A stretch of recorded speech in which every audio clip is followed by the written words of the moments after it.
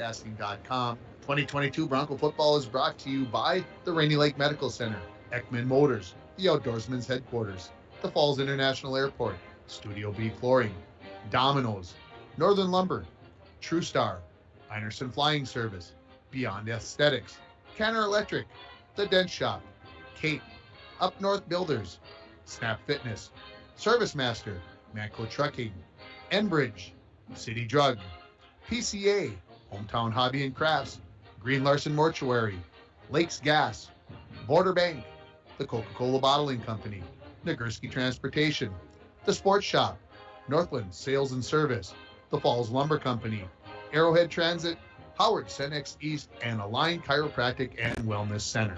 Now let's go to the field for Bronco football on Lakes Country 104.1 and rjbroadcasting.com. Good evening, everybody. Welcome to Sports Stadium, the home opener for the International Falls Broncos as they take on the Moose Lake Willow River Rebels. Welcome to everybody listening down in the Moose Lake Willow River area on the Moose, WMOZ 106.9. Happy to have you along as we have high school football for you here tonight on a beautiful evening. The sun setting into the west, the breeze slightly there, temperatures in the mid-60s. Really can't ask for a better night for football as both of these teams come into the game 0-1 on the season. The Broncos losing 44-28 to the Chisholm Blue Streaks last week, and the Moose Lake Willow River Rebels losing 31-14 to Hermantown. I'm Tim Ringhoffer, with me George Frake. George and I already did a football game today. George, how you doing? Hey, I'll tell you, Friday and football go well together, don't they? They certainly do. Yeah. We are over in Canada doing a Fort Francis Musk game, a final score 7-0 in favor of the Dryden Eagles in that game. Our first Canadian broadcast, Canadian football game through and through. And so we're just making history, George. Hey, we met some really nice people over there. Some we knew. I mean, it was nice. It was fun going over there. This is a battle between two teams that, well, the Moose Lake Willow River Rebels have had the better of it over the last 15 years. Go back to 2004, the last time the Broncos beat Moose Lake Willow River in a home game down in Willow River, 26-20. I remember because I was coaching at the time, remember it very well. And a jet sweep by one Jordan Hedlund was the big difference in that ball game. But boy, he could jet that sweep, couldn't he? He could do a whole lot of things. But since then, it's been all Rebels. And it really has to go along with the number of times they have won the section over the years. And when you listen to head coach Seth Edisted during the pregame interview that we did with him a couple of days ago, he talks about when you play Moose Lake Willow River, it's like playing a team in the state tournament because that's the level of their program. So that's what the Broncos are looking at it that way. And of course, Moose Lake Willow River with their loss last week, Coach Loshek is going to talk about the fact that he wants his team to be more physical, a better conditioned team. So we're going to see if his team is more physical tonight and has all that he wants to see out of his team going forward. You're listening to the Hometown Hobby and Crafts pregame show. Have you checked out Hometown Hobby and Crafts' large array of merchandise? Not only do they have everything to make your school or craft project the best it can be, but they've got so much more. Puzzles, baking supplies, yarn, fabric, stencils. Stop and see Hometown Hobby and Crafts at 327 3rd Street in downtown International Falls. Also, give me a text at 218-324-3053. Who's going to score the first touchdown for the Broncos tonight? And while you got your phone out, why not call Domino's at 218-283-3444 or order online at Domino's.com to get your favorite pizza, chicken wings, pasta, or a sandwich. The winner receives a $5 gift certificate to Domino's. Again, that phone number, 218-324-3053. We're going to take a break here on the pregame show, and when we come back, we'll have the interview I did with head coach Seth Edisted. You're listening to the pregame show for Bronco football, brought to you by Hometown Hobby and Crafts on Lakes Country 104.1 and on the Moose 106.9 in Moose Lake. Lakes Gas would like to help you have some peace of mind this fall as we head towards the winter months. Now is a good time to get ahead and beat the cold weather demand and have your propane tanks filled up. Have peace of mind knowing that your tanks are full and ready to heat the house when the cold weather and the heating season gets here. Give Lakes Gas a call today to get your propane tanks filled. For all your propane needs, call Lakes Gas at 283-3035 or visit them online at lakesgas.com. At Packaging Corporation of America, we're proud to sustainably manufacture America's top-selling brand of paper right here at our International Falls Mill. PCA is committed to U.S. manufacturing, environmental excellence, and providing great support to the many events that make our community unique, including the International Falls Bass Championship. At Packaging Corporation of America, we make more than paper. We make a difference.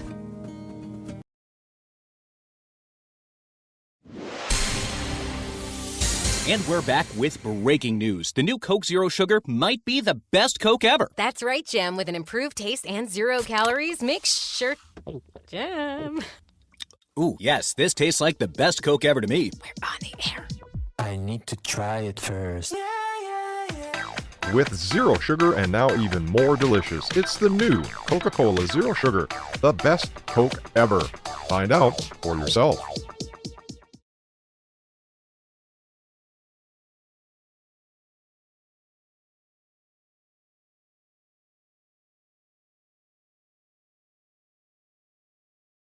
To the pregame show, and it's time for one of our coaches' interviews brought to you by Up North Builders, being joined by head coach Seth Edisted. Coach, let's go back to last Thursday, the game against the Chisholm Blue Streaks, a 44-28 loss, and not how you wanted to start the season, but what did you learn about your team in game one? We can be consistent gaining yards, really. I mean, reflecting back, they had some very explosive plays, and explosive plays can win the game, but what I did like was the consistency and the chipping away down the field. Moved around a couple of bodies this week, but all in all, you get that first game out of the way, and now we're just looking forward.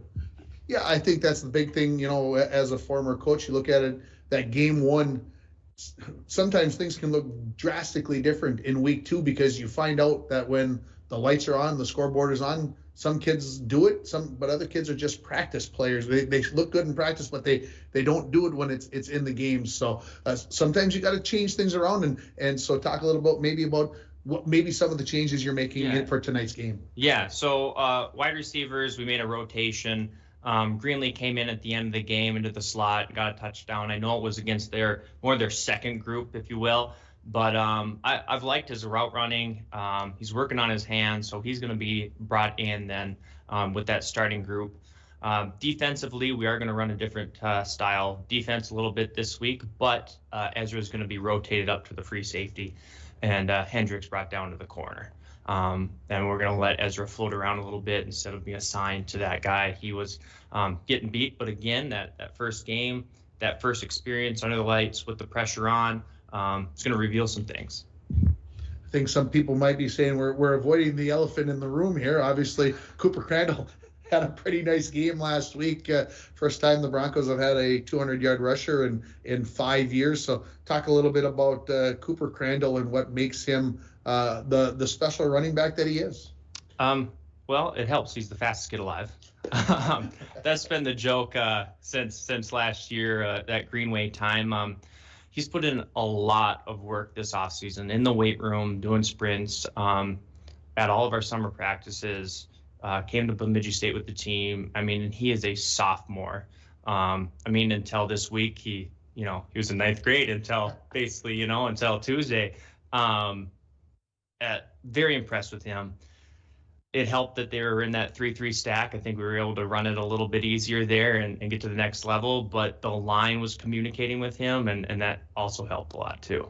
Explosive kid. He's going to make things happen if he gets in some space.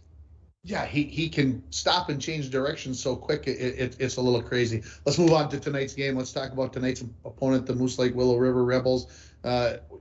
You say that name, it's almost like you have to say it with reverence, because right now they are the king of Section 7-2A. Somebody's got to go out there and knock them off the pedestal. But talk about what you saw with them in their game against Hermantown last week. Well, I tell the kids anytime we're going to go against this team, it's a state tournament football that we're going to play, and we have to bring it to that tier. They did have a loss last week. I think their first regular season loss in quite some time. I mean, it might be a few years, actually. I will say they were not to the tier that I had expected Moose Lake to be. However, that being said, we're going to come absolutely scraping, and we are out for blood. We have to be. What is it about them that you see as being the thing that you have to try to stop on Friday night? We can't look in the backfield. We have to trust our keys, read the guards. If you're looking in the backfield and they'll hit us with this counter, a little spinaroo with the quarterback and switch directions. And if we're looking in the backfield, our eyes and our bodies are going to go the wrong way. Trust the guards, scrape, and hunt.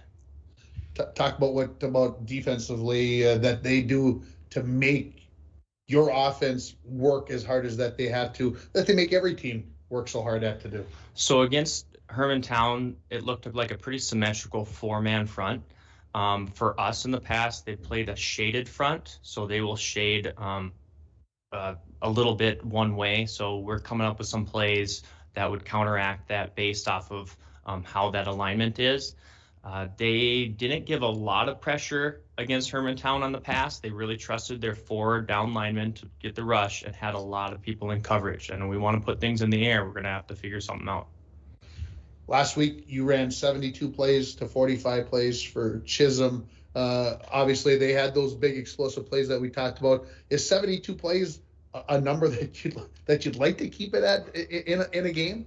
Well, I think Coach Nordquist and I have gone back and forth a little bit about clock versus plays. And you can argue each way. If you control the clock, you can control the game.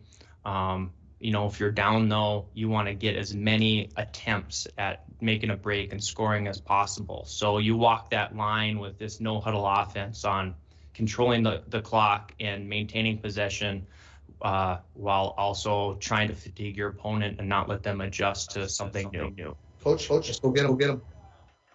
That is head coach Seth Edestedt from the International Falls Broncos, and that interview brought to you by Up North Builders, expert construction in International Falls. They've got planning, they've got management, they've got experience. It makes a difference. Up North Builders. We'll take a 60-second timeout. We'll come back with the interview I did with the head coach of the Moose Lake Willow River Rebels. That is Dave Loshek. You're listening to the pregame on WMOZ 106.9, the Moose in Moose Lake, Willow River, and on Lakes Country 104.1 in International Falls.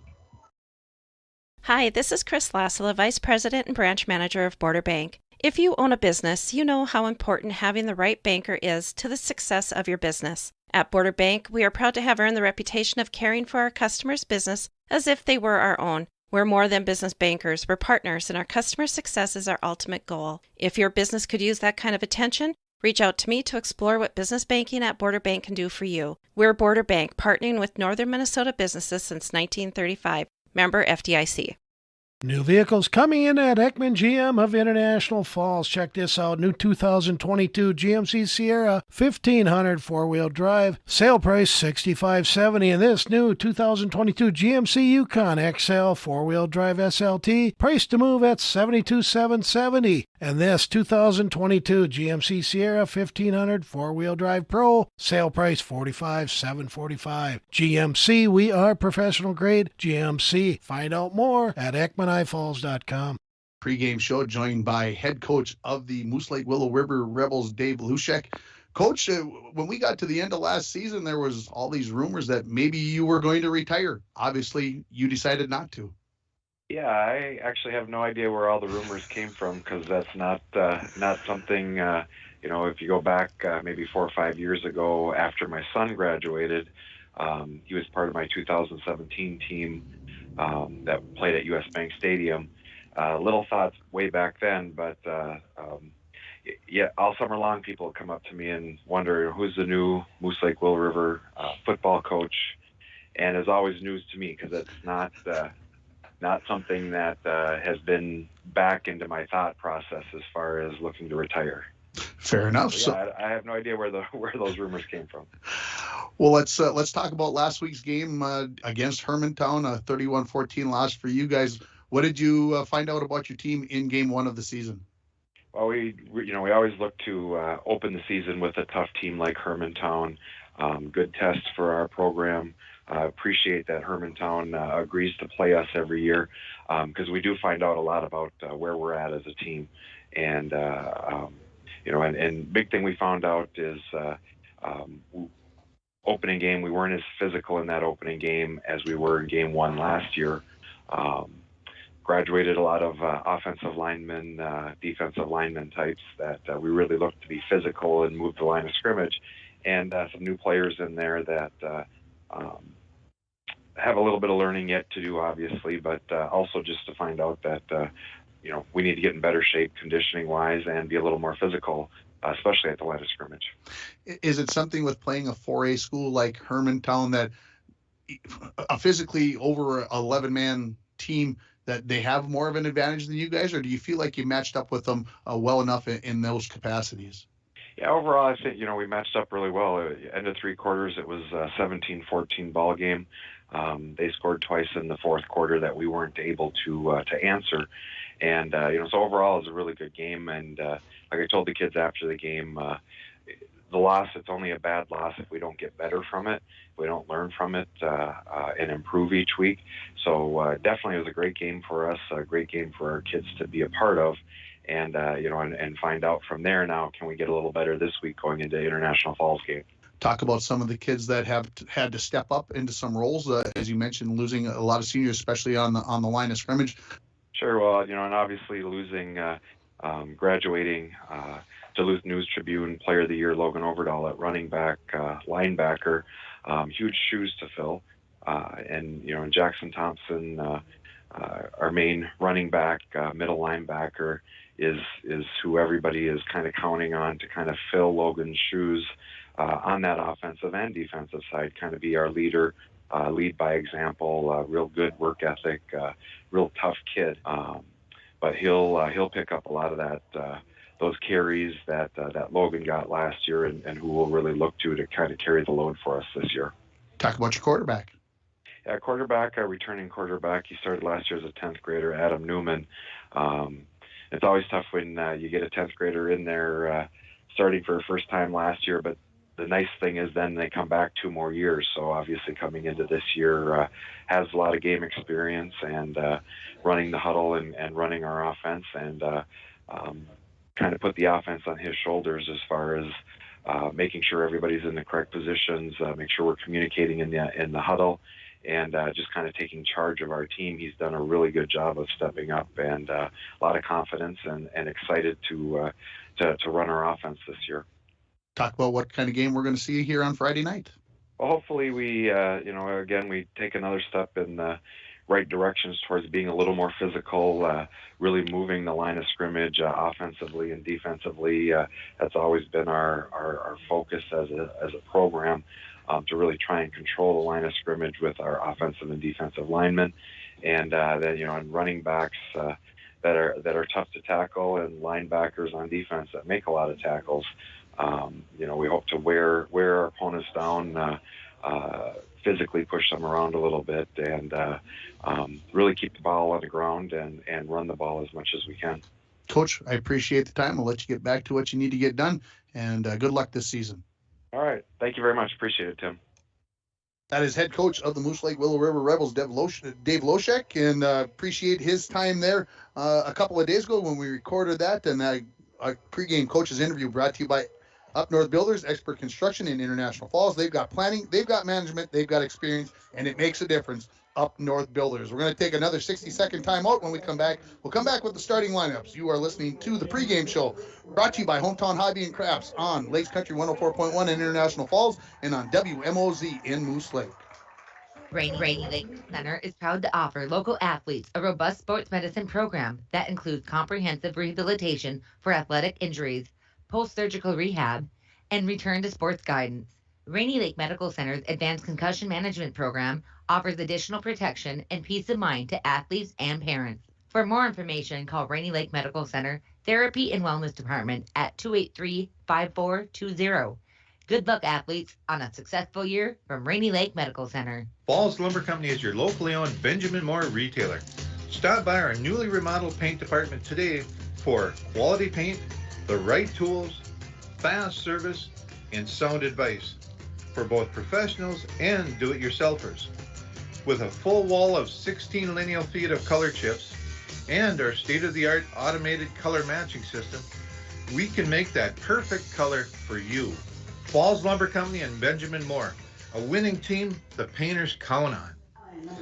Welcome back to Sports Stadium. The starting lineups will be given by the PA announcer. That means it's time for us to do the same. They're brought to you by the Sports Shop for honest service and fair prices on bikes, hockey equipment, and more. Come to the Sports Shop in downtown International Falls. Let's give you the offense for the Moose Lake Willow River Rebels. And the quarterback is number 12, Adam Newman. Your running backs, number 22, Caden Robbins, number 23, Jackson Schmidt, and number 33, Dawson Mortensen. Your ends, number 11, Jimmy Walker, and number 87, Jacob Mossberg. Your offensive line tackles, Austin Johnson and Oliver Eckerman. Your guards are J.P. Mezojetic and Zach Danelski. And your center is P.J. Frisch. Looking over at the Bronco defense, starting at the ends on defense will be junior number 54, Brody Carlson, and senior number 66, Braden Skifstead. Your tackles will be Seth Lynch, number 76, and Cody Joslin, number 15. And your nose tackle will be number 74, Kenyon Olson. Your inside linebackers will be Parker Olson and Kane Thompson. Your safeties will be number 44, Cooper Crandall, and also number 4, Ezra McGonigal. And your corners, number 34, Jake Olson, and number 82, Hendricks Torgerson. Those are your starting lineups, and they are brought to you by the Sports Shop in downtown International Falls. And it's time for our keys of the game. And our keys of the game are brought to you by Rainy Lake Houseboats. They are located on the Minnesota-Ontario border on magnificent Rainy Lake. It's where the highways end and the ancient waterways begin. They offer amazing new Minnesota houseboat vacations on Rainy Lake in Voyageurs National Park, the only water-based park in the national park system. Call 1-800-554-9188 for more information. George, what's the key to the game for the Broncos to get a win? For the Broncos, they have to improve their defense, and especially on the corner of their secondary, they have to get hardcore defensive line rush each and every play. And in fact, if you take a look at that, that's the way it has to go offensively. They have to be very, very aggressive. And for Moose Lake Willow River, it's time for the national anthem.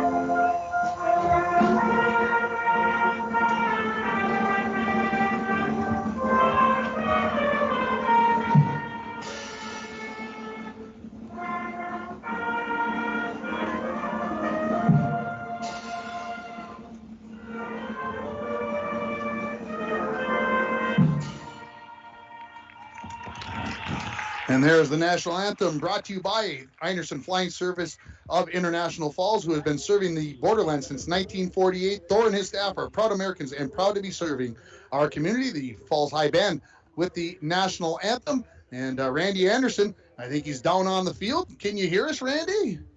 Well, he's checking to see if he's got his stuff on and talking to him. Yeah, you say, got your ears on? He says he can't hear me. So we'll see what's going on there. Maybe we don't have everything turned on. No, I think we should have everything turned on. So looks like we are going to be kicking off from right to left here. I believe it is going to be I'm looking at the team that's going out onto the field. It is going to be the Moose Lake Willow River Rebels that will be kicking off here.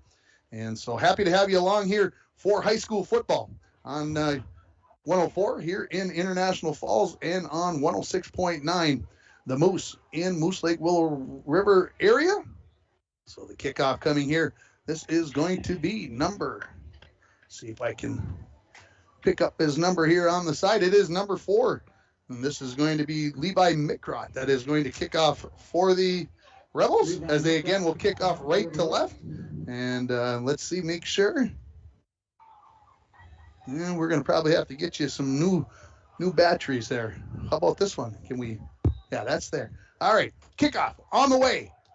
It is short. It is going to be picked up by McGonigal at the 33-yard line. He goes right and then left, and he's going to be brought down at about the 39-yard line there by number 1. That is Owen Lowe. That will take care of business. And so 1st and 10 for the Broncos coming up from their own. Well, let's see where they put the ball. They're going to put it right on the 40-yard line. So it will be right there that the Broncos will take over. And we'll see what the Broncos do here on first down. Will they put the ball in the hands of Cooper Crandall, who ran for 243 yards last week, or will they put the ball in the air? There's no backs in the backfield. No backs. So that kind of narrows that down. Yes, it does. Put in motion. This is Crandall on the jet. Turns it back inside, and he is hit hard by Jimmy Walker as he comes up, and he will knock Crandall for a 1-yard loss. So right there, Jimmy Walker comes up with the first big hit of the ball game right there, and it's going to be 2nd and 11 for the Broncos as they come up in their no-huddle offense. Joslin, the quarterback, will give the starting lineups offensively and defensively after this play. Caught in the flat by Kane Thompson. He tries to make a guy miss. Does. 2nd and 3rd guys are going to come, and he is going to lose, I believe, another yard here as the Broncos going backwards. We'll call it no gain on the play, and it will bring up 3rd and 11 here. Starting offense for the Broncos, starting at quarterback, will be Cody Joslin. Your starting running back, Cooper Crandall. Your wide receivers are going to be Ezra McGonigal, Charlie Greenlee, Kane Thompson, and Hendricks Torgerson. It is 3rd and 12 coming up here. And the offensive line, you've got Cooper Jensen, Kenyon Olson, Braden Skifstead, Seth Lynch, and Brody Carlson. 3rd and 12. We get a whistle right at the snap of the ball. And we'll see what happened there. It is going to be a false start on the Broncos, so the first penalty of the ball game. And that penalty flag brought to you by Arrowhead Transit, 1-800-862-0175, option 5 for a ride in International Falls. So that's going to bring up 3rd and 17. Crandall going to come into the backfield now as you've got 3 receivers to the far side of the field. The ball is on the near hash as the Broncos go left to right in this first quarter. Dropping back is Joslin after the snap. Looking, throws down the middle of the field, looking for Greenlee, and it is going to be incomplete and no flag. It looked like the back judge was maybe reaching for his flag initially, but it is just going to be an incomplete pass and bring up a punting situation here for the Broncos at 4th and 17. Back deep for the Rebels is going to be number 22. That is Caden Robbins, and punting will be Landon Budrus for the International Falls Broncos. We had that all set up the other day. I'm not sure how things went away on us. Randy, here's a kick down the near sideline. It's going to hit the 42. It's going to roll. Robbins picks it up. Fumble. And the Broncos men are recovered. And I think, it's definitely Robbins got on top of that. And it is going to be Rebel ball from there. So the punt by Budrus is going to be about 34 yards long. And the return there of about a yard or 2 after the fumble, but it's going to be 1st and 10 for Moose Lake Willow River at their own 35-yard line for their first possession of this ball game. Yeah, you got her. Okay, so you're not hearing anything? Okay. Let me see here. No, we'll have to look at it. Here's the first play. It's play action pass. Screen in the flat here. Jimmy Walker catches it. Jumps over Jake Olsen. He's down the near sideline. 50, 45, makes the guy miss. 40, 35, stiff arm. 30, 26-yard line. He's going to be finally taken down there by Kane Thompson after a big play there on the pass play to Jimmy Walker. He caught that in the flat. We've got a flag down here, folks, so be patient here. The ball goes out of bounds at the 26, and we've got hands to the face is what they are going to call on Jimmy Walker on that stiff arm that he had there. This penalty flag brought to you by Arrowhead Transit, 1-800-862-0175, option 5 in International Falls. And let's see here.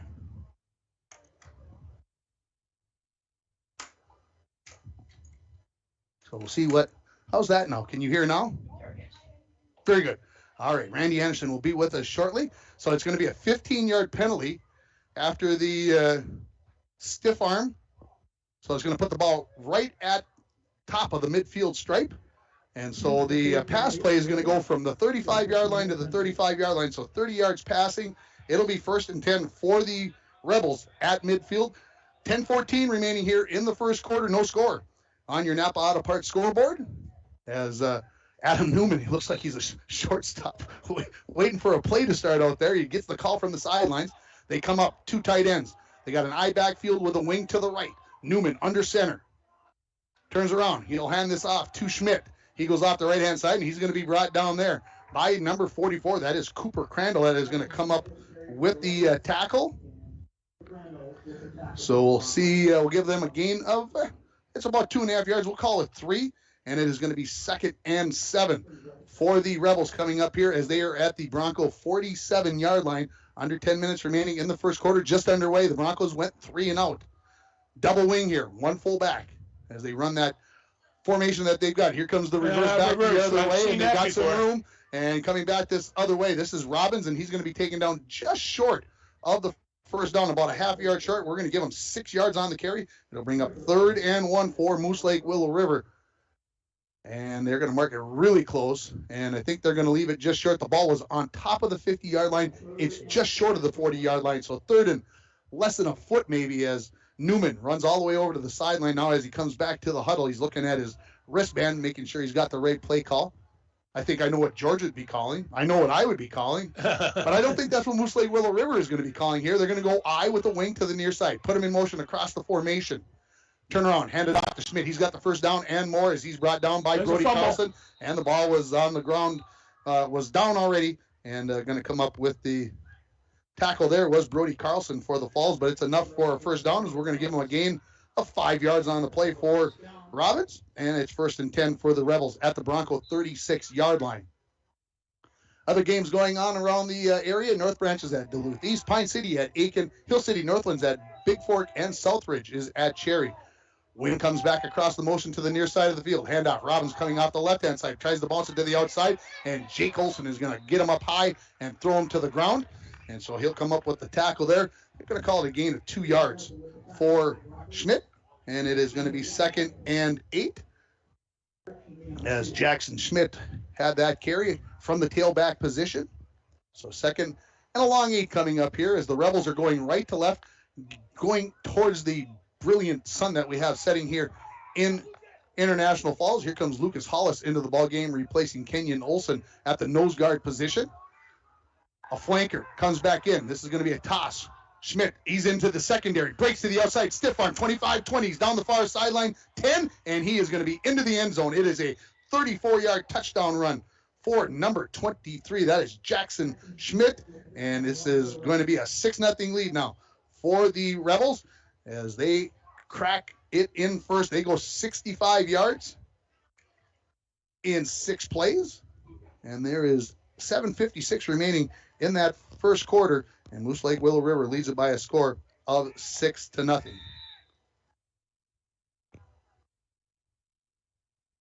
Rebels are going to go for 2. They wind up in the double wing. This is going to be the reverse coming back the other way. Schmidt cuts up in the middle, and he's in for the 2-point conversion. And it is 8-0 in favor of Moose Lake Willow River. We'll take a 30-second timeout. We'll come back with the kickoff. You're listening to the Broncos and the Rebels on the Moose 106.9 and on Lakes Country 104.1. Lakes Gas would like to help you have some peace of mind this fall as we head towards the winter months. Now is a good time to get ahead and beat the cold weather demand and have your propane tanks filled up. Have peace of mind knowing that your tanks are full and ready to heat the house when the cold weather and the heating season gets here. Give Lakes Gas a call today to get your propane tanks filled. For all your propane needs, call Lakes Gas at 283-3035 or visit them online at lakesgas.com. 6 remaining, and I'm looking for my sideline reporter. Are you there, Randy? I'm here. How you doing? It's been coming and going, but now it's in loud and clear. Loud and clear.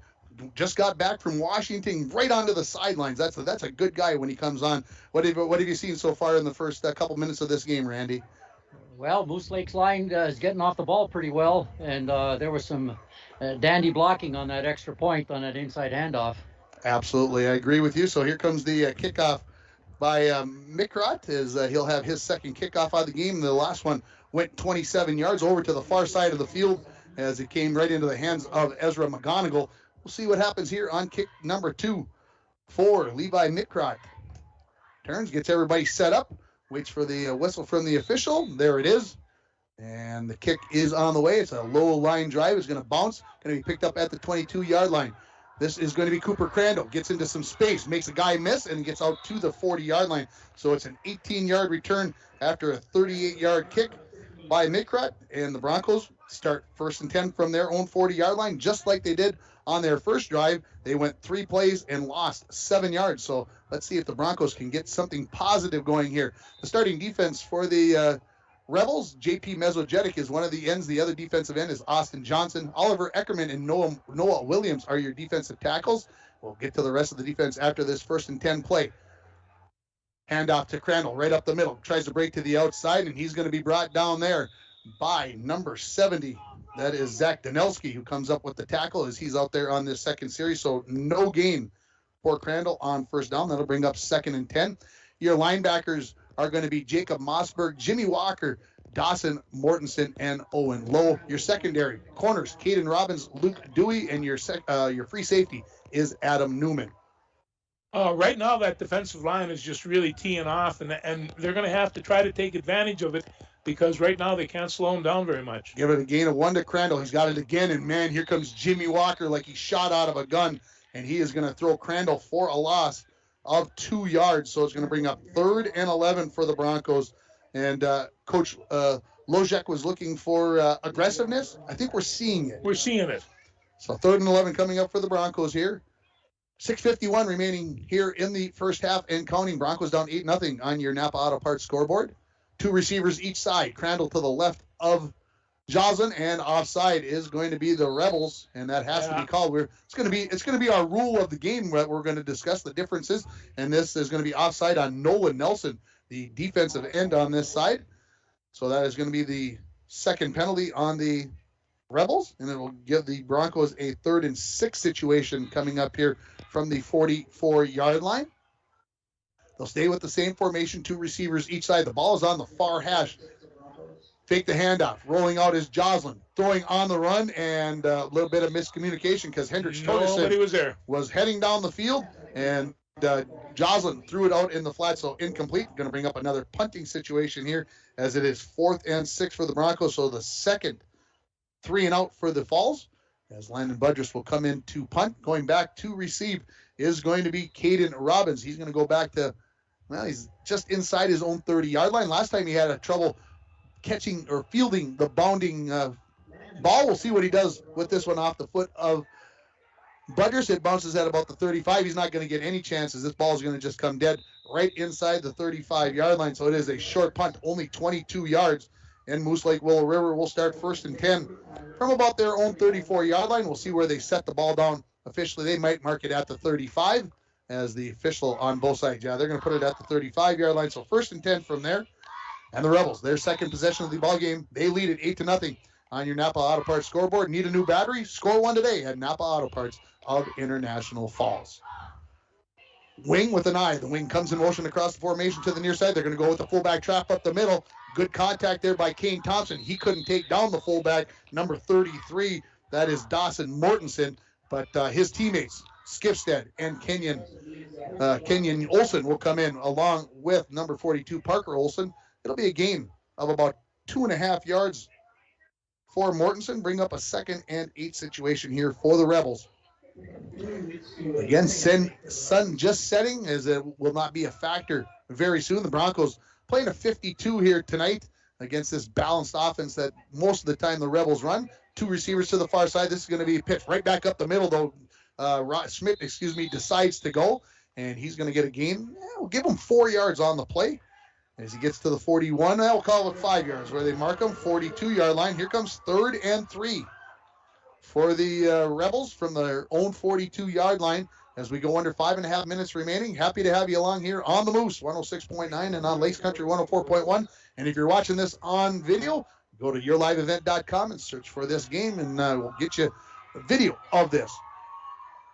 Fullback trap right up the middle, and Mortensen's got enough. He kept those feet grinding. He's got 4 yards, and it's a 1st down for the Rebels. So I'll say it this way, George. That's kind of old-fashioned Moose Lake Willow River football right there. It's just old-fashioned football, and I mean, and they're blocking very crisp.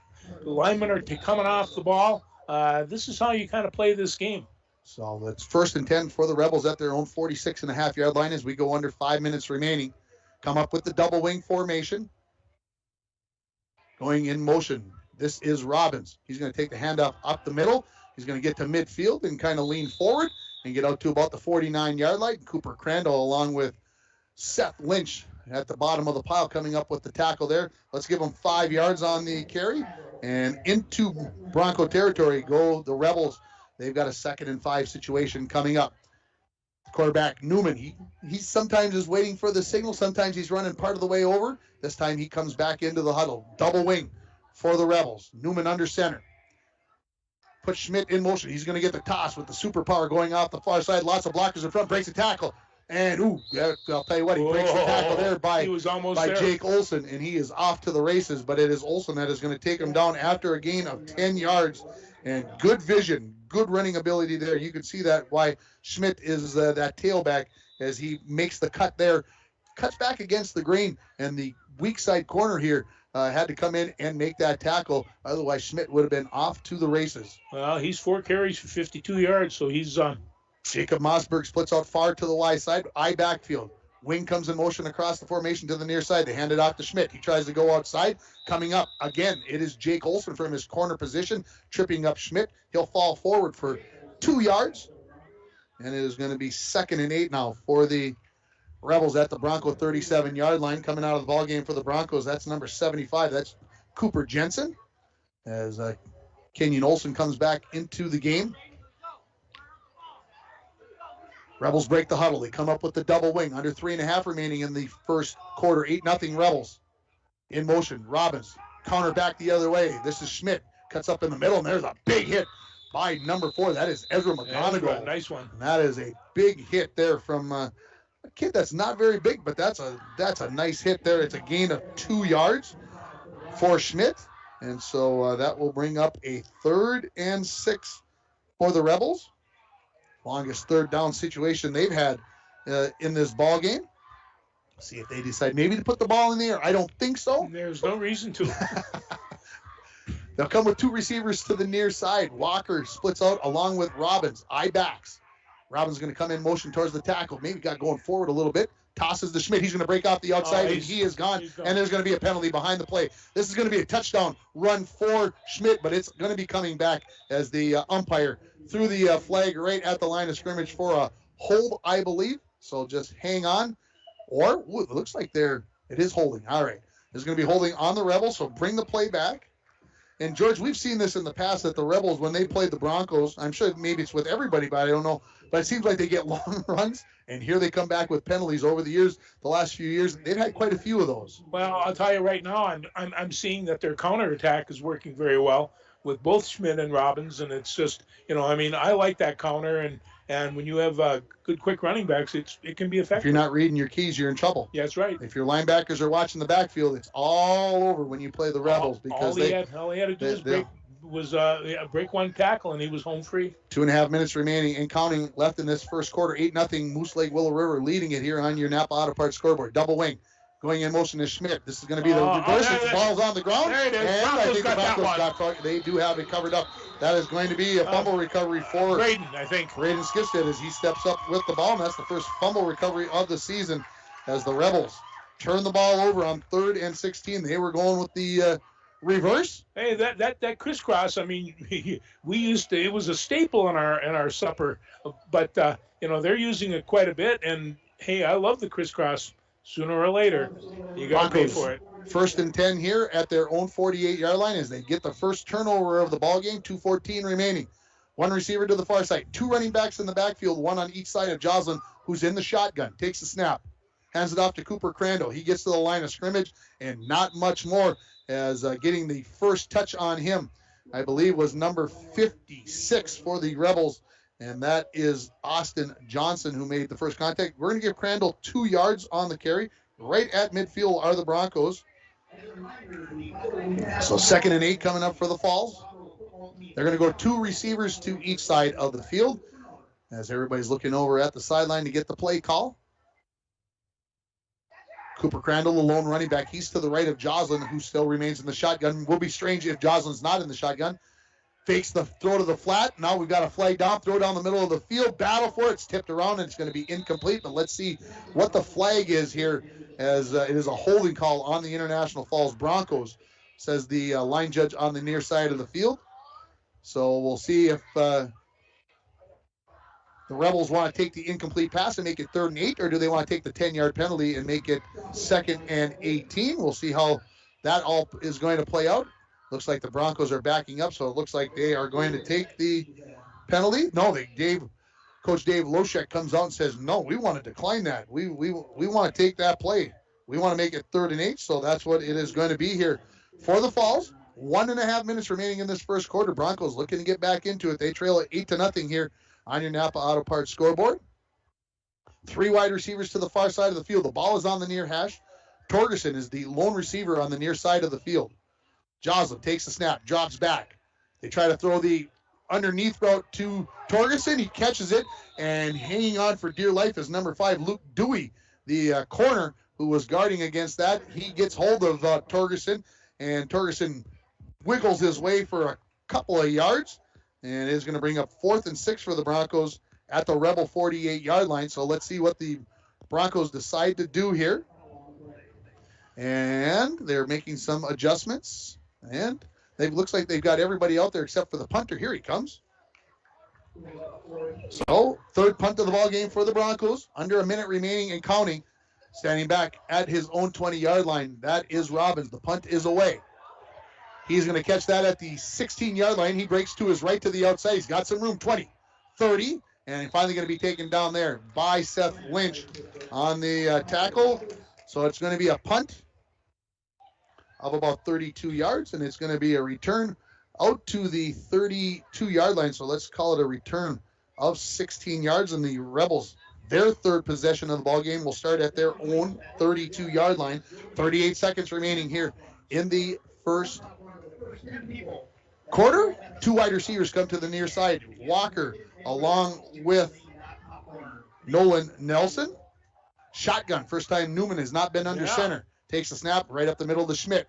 Cuts back to the near side, breaks a couple tackles, and then going to be pulled down there by the Broncos, Braden Skifstead. He gets to the 35-yard line. It's a gain of 3, and that very well could be the final play of the first quarter as we go under 25 seconds remaining. We'll see if the Rebels want to rush up to the line and try to get one more play in, or if they are going to settle for an 8-0 lead. They are walking to the sideline. Your score after one quarter: Moose Lake Willow River 8, International Falls 0. We're going to take a 60-second timeout. You're listening to high school football on Lakes Country 104.1, on the Moose 106.9 in Moose Lake, and you're watching it on yourliveevent.com. Don, we're going to try you out on the live interview, okay? Don't be nervous. Just get the winning interview of the game. Just have some fun. Enjoy the game. You got this. Whatever you do, stay calm, okay? Just stay calm. Now go get them. Don, you're looking at the flooring, not the game. Mike, I'm just checking out what kind of flooring is on the court. It's wood. Watch the game. Well, is it real wood, engineered wood, scratch resistant, or waterproof wood laminate? Don, it's wood. It's nice. Kind of glossy. Reminds me of... cabins on the lake. And fishing and... Mike, no, you're not even watching the game. Studio B Flooring, get distracted. The largest display of wood flooring in the Borderland, 240-5599. This could be a conflict of interest. I want some popcorn. Yeah. Hey, I like that. I like that one. Quarter of the Rebels, they're out there ready to go. The Broncos, they're taking as much time as they possibly can here. One quick score update after a quarter. Esco 0-0, Mora 0. So one of those teams out there in 3A in Esco. So here come the Broncos. It is 2nd and 7 for the Rebels.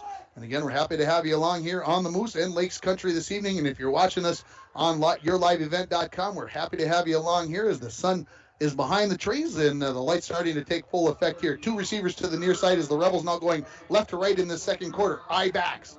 In motion goes Robbins towards the center of the field. This is going to be a pitch to Schmidt, coming up and moving up into the secondary level and being taken down there by Parker Olson. It's a big gain for Schmidt. Let's call it a gain of 13 yards. And it's going to be 1st and 10 for the Rebels at the at their own 48-yard line. So a big play. Schmidt had to be patient in there. He had to wait to make that cut and wait for the blocks to develop. And then when he saw a little crease, boom, he explodes through it. They come up. Well, Schmidt and Robbins, they're a fine pair.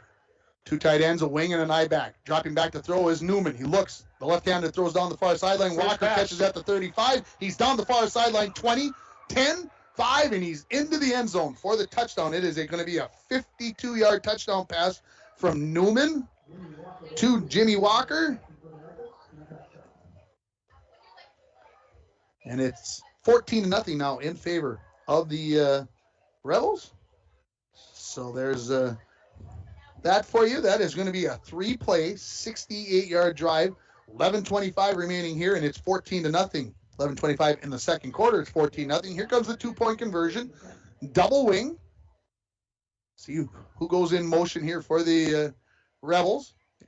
And this is going to be right up the middle to the fullback, and he is not going to get in. He's going to be brought down there by Kane Thompson and Hendricks Torgerson, and also in there Cody Joslin.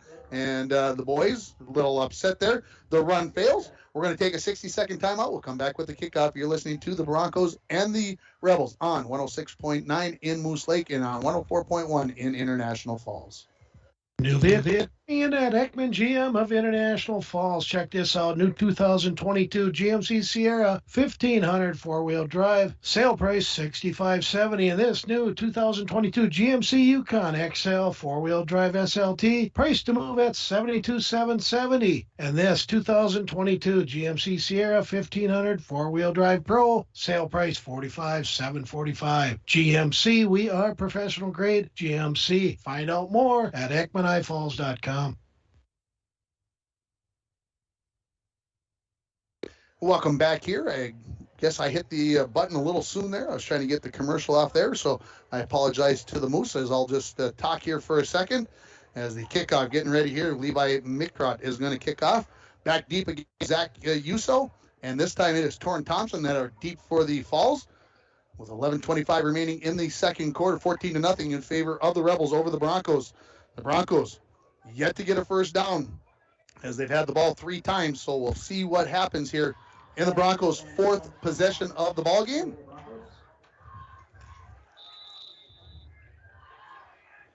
Kickoff on the way. It's a low driver. Torrin Thompson picks it up at the 18, 20, 25, right up the middle, 30. Tries to get to the outside, and he's going to be taken down there by the Rebels at the 35-yard line. So a 17-yard return. The Broncos will start 1st and 10 at their own 35-yard line. And let's see if the Broncos can get something going. George, what do you think they got to do? I'll tell you, first off, they have to, their big power there is Cooper Crandall, and he has to pop for a couple of yards. And there has to be some control at the line of scrimmage. Right now, there isn't. Broncos go no back. 3 wide receivers to the far side, 2 to the near side. Ball is directly in the middle of the field. Joslin takes the snap right up the middle. Joslin to the 40. Breaks to the outside, puts his head down. It's going to be a gain of 8 yards for Joslin on first down. And so second and very manageable for the Falls coming up here, as it is 2nd and 2 coming up. Well, that's what you taking advantage of those defensive linemen. They're coming at you so strong, and that basically is a draw play. But, that's how you slow down the line, is a draw. 4 receivers to the near side. Again, this is Joslin right up the middle, and he's going to be brought down. Man, this is going to be... I won't say it's close. I'm standing right here. I think he's going to be a little bit short. I think they're going to say 3rd down, but we'll see if that is going to be the decision that the referees believe in. That's over. They got enough. Give them 2, and so it is 1st and 10. So the Broncos have their first down of the football as they have 1st and 10 at their own 45-yard line. 3 receivers to the near side. Crandall in the backfield. The ball is on the right hash as the Broncos go right to left here in quarter number 2. Crandall now to the right of Joslin. They hand it off to him. Little counter play. Tiptoes. He's into the linebacker level, and he's across the 50-yard line, and I believe he lost his helmet, so he is going to have to come out of the ball game. And here comes Jake Olson out to replace him as he'll come to the sideline. But let's give Crandall a gain of, they put the ball down, how about 7 yards? 2nd and 3 coming up. So back-to-back times the Broncos have 2nd and very manageable coming up here. Stay with the 3 wide receivers to the near side of the Jake Olson, the running back to the left of Joslin. He takes the handoff. 45, makes a cut to the outside. Get that ball on the outside, uses the stiff arm, and then he's dropped to the ground there as Jimmy Walker came in from behind. First contact was by Robbins. But for the first down on Jake Olson's first carry of the ball game, we'll give him 7 yards on the carry. And it's 1st and 10 for the Broncos at the 41-yard line. Yeah, he's coming off with that little dinged-up shoulder there. He got driven to the ground on that right shoulder. That one's going to hurt. And we've got a timeout by head coach Dave Loshek of the Rebels. This timeout is brought to you by Service Master of International Falls. For a home that is professionally cleaned all year round, call Service Master at 218-283-4475. Todd and Gretchen will take very good care of you. We'll take a 30-second timeout. We'll be back with more on 106.9 and 104.1. And we're back with breaking news. The new Coke Minus Zero the Sugar and might with zero be the calories. best Coke ever. And you might be That's right, thinking, Jam. With real an Coke improved taste with taste zero. and 0 calories, make sure... Jam. Ooh, yes, this tastes like the best Coke ever to me. We're on the air. I need to try it first. With zero sugar and now even more delicious, it's the new Coca-Cola Zero Sugar, the best Coke ever. Find out for yourself. Got something going here with the change that you can see from the sideline down there, Randy. Well, they must have saw something in the Moose Lake defense with the 2 quarterback keepers by Joslin, and they got a couple other tackles they're trying. All right, so the Broncos come out. Ball is on the near hash now, the left-hand side of the field. Quads, 4 receivers in a diamond formation on the left-hand side. Nobody in the backfield. Hendricks Torgerson is the lone receiver to the far side of the field. So the Rebels make their adjustment. Joslin throws in the flat. Crandall right through his hands, and probably fortunate because Jimmy Walker was not blocked, and he was into the backfield all over. There's that a penalty. one. And we've got a penalty, says Randy Anderson. Thank you. That's why we love having Randy on the sideline. Offside, Broncos. Offside, lined up offside. Ofta Mackey. And let's see if they, Coach Lojak is saying, yep, send them back. So we'll take the 5-yard penalty here. So bring up 1st and 15 for the Falls here, as it's on the Rebel 46-yard line. 9:42 remaining in this second quarter. 14-0. Moose Lake Willow River leading it on your Napa Auto Parts scoreboard. 1 receiver to the near side, 2 to the far side. We got 2 running backs in the backfield. 1 more like an H-back up behind the guard and the tackle. This snap is high. Joslin hits him in the hands. He loses the handle on it, and the fumble is going to be recovered by the Moose Lake Willow River Rebels. So that play was all kinds of crazy because there were people looking other places. Cooper Crandall got started before the snap. That was not a good play there for the Broncos. The fumble lost, and the Broncos are going to turn it over here. So each team now has a turnover as Moose Lake will start at the Bronco 46-yard line, 1st and 10.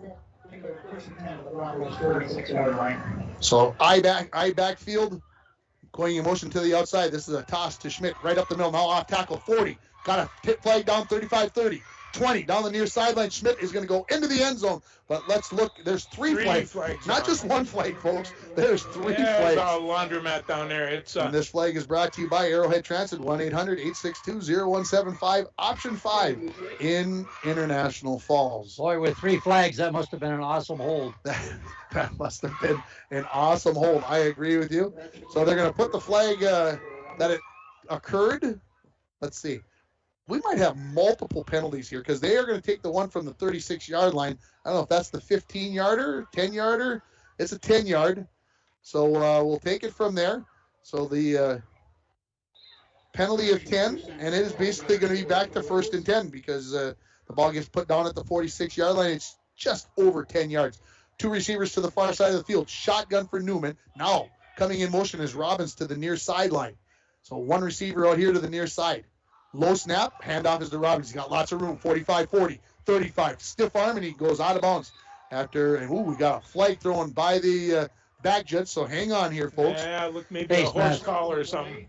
So the ball goes out of bounds at the 32-yard line. So it's long. It's good enough for a 1st down, and then it's a face mask on the Broncos, is what I am hearing. I did not see, so we'll see if it's the 5 or 15. It is going to be 15. So let's put the ball down on the 17-yard line. So 1st and 10 for the Rebels in the red zone as they look to increase their 14-0 lead here on your Napa Auto Parts scoreboard. Newman comes in with the play from the sideline. 3 wide receivers to the far side. Hey, you get a hug from your granddaughter while you're on the air. That's a great day right there, folks. 2 running backs in the backfield. Not only 2 receivers to the far side of the field. Newman in the shotgun. Now he's going to send Robbins out as the single receiver to the near side of the field. Ball on the near hash. Now Robbins comes back in motion behind the quarterback. Busy man. Throw it to the flat in him, and that's going to be a lateral. He picks it up. Now trying to get back to the line of scrimmage. Stiff arm Jake Olson. Jake Olson gets back up. That's tenacity right there by number 34. He does not give it up. Stuck right in there. And so the fumble not lost. That had all kinds of craziness for the Rebels. And when all is said and done, I think they are going to come up with a 1-yard loss on the play. So it's going to bring up 2nd and 11. How about we give that the snap decision of the game, getting knocked down and then getting right back up by Jake Olson. Jake is playing a good game tonight. Stop Fitness on Sherwood Drive is a 24-hour facility with free weights and machines, tanning classes, and more. Here's the 2nd and 11 plays. The reverse to Schmidt. 15. Breaks to the outside, tripped up, and he's brought down at the 11-yard line. That was Brody Carlson that made the final-ditch effort to trip up Carlson, Carlson that tripped up Schmidt as they put the ball just outside of the 10-yard line. Let's give him a gain of 7 yards. He made that move inside before on about 3 different runs This time he made the same move, but they finally caught him that time.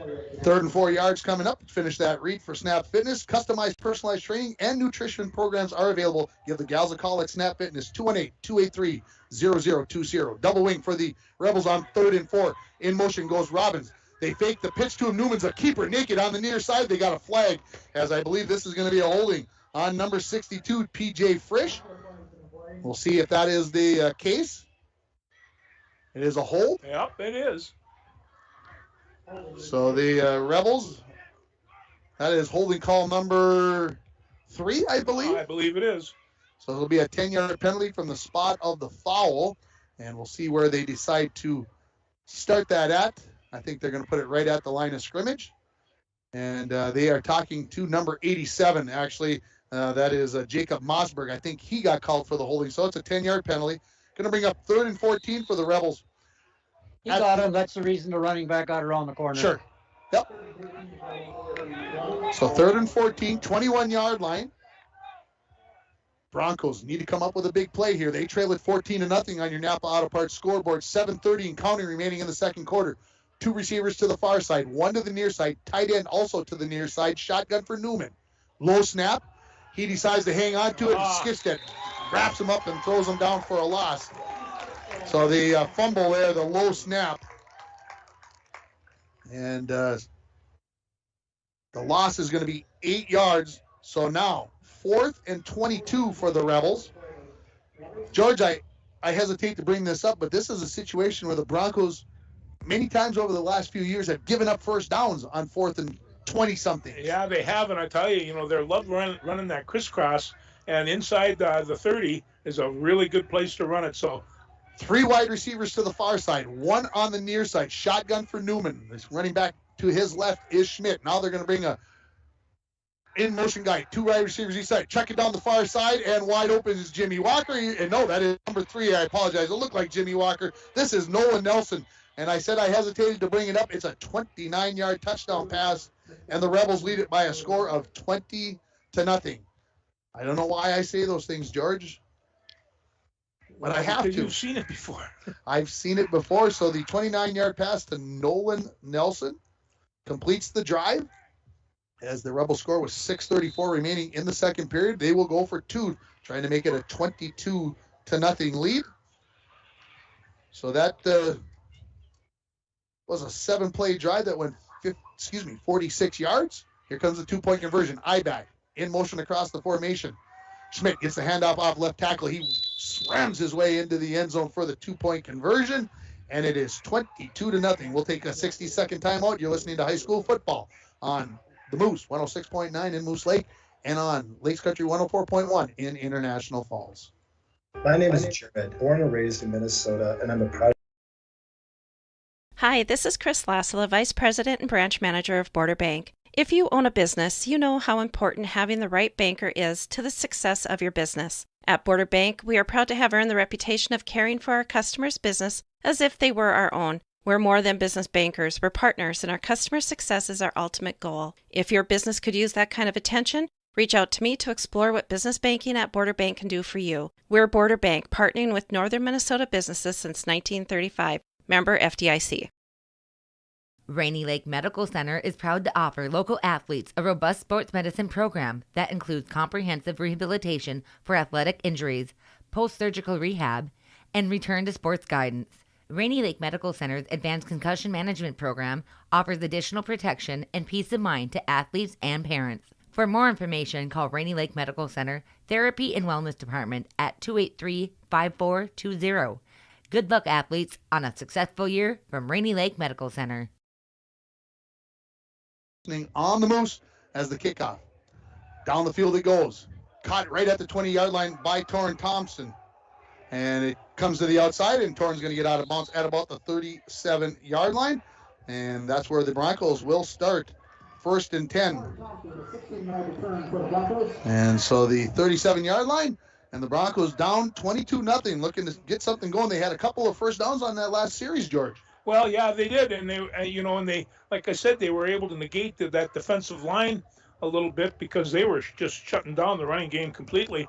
and loosen them up a little bit. So let's see where they can go with Not this sure why the chain gang is where they're at. They're right on the 40-yard line. Should be in about the 38-yard line. Here's a handoff to Cooper Crandall. Tries to get to the outside. Jimmy Walker whips him down into the backfield. It's going to be a loss of a couple of yards. So Crandall not able to get outside, and I am very impressed with number 11, George. Jimmy Walker can do some things. They had to negate Cooper Crandall, and Walker's been doing it pretty much all on his own. We'll call it a loss of 3 yards, and coming into the ball game is going to be Greenlee as Parker Olson comes back to the bench. 3 receivers to the far side of the field, 1 to the near side. That is Ezra McGonigal. Crandall's the lone running back. 2nd and 13 for the Broncos from their own 35-yard line. Joslin barks out the signals. In motion, Greenlee across the formation. 4-man rush. Joslin throws it down the near sideline. That is going to be over the heads of everybody, as the Broncos now will have 3rd and 13. And good job there, Randy, by the offensive line. Gave Joslin some time. Yes, he had plenty of time. He threw a nice ball, but just a little bit inaccurate. But the line is doing all right. See, it seems to me that the receivers and Joslin right now are a little bit off. They're not on the same page. They're not. The ball's not going to where the receivers think it should be going. Yeah, that's right. 3 receivers to the near side, 1 to the far side. 3rd and 13. Crandall with Joslin in the backfield. Joslin drops back. Going to throw the screen to Crandall. He catches it at the 32, straight up the field. He meets Jimmy Walker right at the 40-yard line, and that is going to be the end of that play. It's a gain of 5. It'll bring up 4th and 8, and a punting situation for International Falls. Maybe. No, I think the Broncos are going to go for it here, folks. They are going for it. No punting here. 22-0. You get a handshake from your son after a hug from your granddaughter. Pretty good day. 2 wide receivers each side, and they get the Rebels to jump off sides. And that is going to be a 5-yard penalty, so it'll make it 4th and 3. So that's a little bit more manageable rather than 4th and 8. Again, that defensive line, they're just jumpy. And so, anything that you can do to slow them down, like that really nice screenplay, that helps. So the rules of the game brought to you by Beyond Aesthetics at 3426 County Road 21 is your place to go to give yourself a pampering hour or day. Call Beyond Aesthetics at 218-540-0149 to make an appointment and know what they can do for you. Now the Broncos are going to punt. They weren't at 4th and 8. But now they are at 4th and 3. High snap. Budgers catches it, gets the punt off, hits about the 45, rolls to the 40, to the 38. Jimmy Walker decides he's going to field it right there. Not exactly sure why he decided to do that, but he did. And the ball is going to be set down at the 39-yard line. So 1st and 10 for the Rebels from their own 39. It's going to be a punt of, only about 14 yards. And so the 1st and 10 here. I got an update here. 30-6. The North Central Stars leading the McGregor Mercs with 8:18 left in the second quarter. That's worthy of a wow right there. It looks like the Stars are going to move to 2-0. They're going to be on Coach's Corner tomorrow morning. All right. At 9:15-ish there. Handoff to Schmidt up the middle. He's got a little bit of room there, and Ezra McGonigal got down low on him, hit him about the 46, and he falls forward to the 48-yard line. Let's give Schmidt 8 yards on the play, 9 yards on the play. Let's see where they put it down. We're going to say it's 8 yards. So 2nd and 2. McGonigal's playing real tough in there, and he gets down low. Pretty good form tackling. He's doing all right. So 2nd and 2 coming up here for the Rebels from their own 47.5-yard line. Robbins goes in motion across the formation.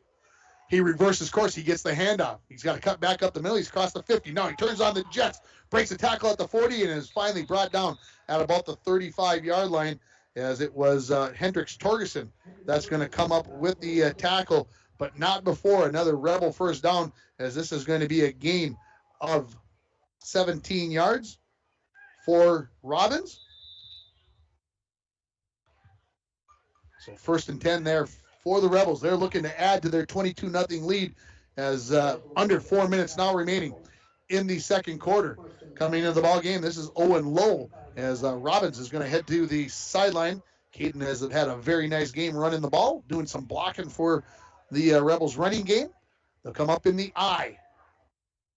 Lowe, the wing, comes in motion to the outside. There's almost a near fumble as the fullback there, number 33, Mortensen, and the quarterback, Newman, ran right into each other. The ball kind of popped up in the air, came right down into Newman's hands, Newman is going to lose 3 yards on the play. Going to bring up 2nd and 13 for the Rebels. So 39-yard line here for the Rebels. Adam Newman, the quarterback, jogs back out towards the huddle. Looks over at the Bronco team. I don't know if they were saying something to each other, but there was a head spin there. 2 split ends, 2 wings, different formation than we've seen from the Rebels in this ball game. Newman under center, going to drop back. He's going to throw. Looks into the flats, caught there by Walker at the 32. Breaks a tackle, breaks another tackle, spins towards the first down, and we'll see where he gets forced out of bounds. That's a great individual effort there by Jimmy Walker. Looks like he's going to be very, very close to a first down. And if he's made the 25-yard line, he has that first down. And they put it on the 25-yard line. That is going to be a first down. So a gain of 14 yards on 2nd and 13. And it is 1st and 10 for the Rebels at the Bronco 25-yard line.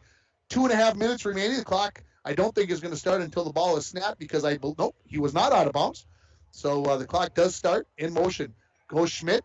Counter here. This is Lowe going off left tackle. 20, 15, dragging tacklers down towards the 12-yard line. And that is where he's going to be brought down, maybe a little bit closer to 11. Another first down for the Rebels. We'll call it a gain of 13. They'll put it on the 12-yard line. And the Rebels got something going, looking to go up by 4 scores here as they lead it 22-0 on your Napa Auto Parts scoreboard. Need a new battery? Score one today at Napa Auto Parts of International Falls. Broncos got to find a way to dig in here, George. Yes, they do. Eye back.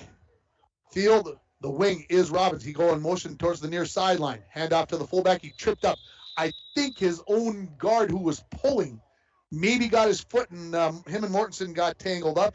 It is going to be no gain. Maybe a loss of about a half a yard. It can get tight in there when those guards are pulling, and your feet are just inches apart. And so it's a dance. It's a dance. It's a dance. It is a dance. All it is timing, and I'm sure by the time they get to week 3 or 4, it'll be just perfect. Yeah. Gotta run it in the game so you get there. 2nd and 10.5 coming up. 2 wide receivers to the far side. Eye backs. Schmidt looks like he's going to get the ball as they put Robbins in motion. Schmidt is going to get the ball on the toss. He weaves his way up the middle, and he's going to be down near the 5-yard line. He's so patient. He's not rushing it, George. That's what I love about the way Jackson Schmidt runs the football. Between Schmidt and Robbins, what a pair. That is a gain of 7, bringing up 3rd and 3. Cody Joslin comes back in at the tackle. Lucas Hollis comes to the bench. They'll go with an eye and a wing. Will the Rebels on this 3rd and 3 play? Schmidt gets the toss. 5, and he's into the end zone untouched, and it's 28-0 in favor of the Rebels as Schmidt goes in for his 2nd touchdown of the ball game, and this one a 5-yard run, and this comes with 48 seconds left in the 2nd quarter, and this was a drive of 8 plays that goes 61 yards, and we'll see what the 2-point conversion comes as the Rebels looking to go up 30-0, and I'm sure for the Rebels this feels a lot better than it did last week. Only down 17-14 after 3 quarters to Hermantown, but this is more to their liking. Schmidt gets it, and he walks into the end zone, doesn't get hit till he's about 3 yards deep. That is his 3rd 2-point conversion run of the day. He goes along with 2 touchdowns. We'll take a 60-second timeout. We'll come back with more from Sports Stadium. You're listening on the Moose and on Lakes Country. Don, Lakes Gas would like to help you have some peace of mind this fall as we head towards the winter months. Now is a good time to get ahead and beat the cold weather demand and have your propane tanks filled up. Have peace of mind knowing that your tanks are full and ready to heat the house when the cold weather and the heating season gets here. Give Lakes Gas a call today to get your propane tanks filled. For all your propane needs, call Lakes Gas at 283-3035 or visit them online at lakesgas.com.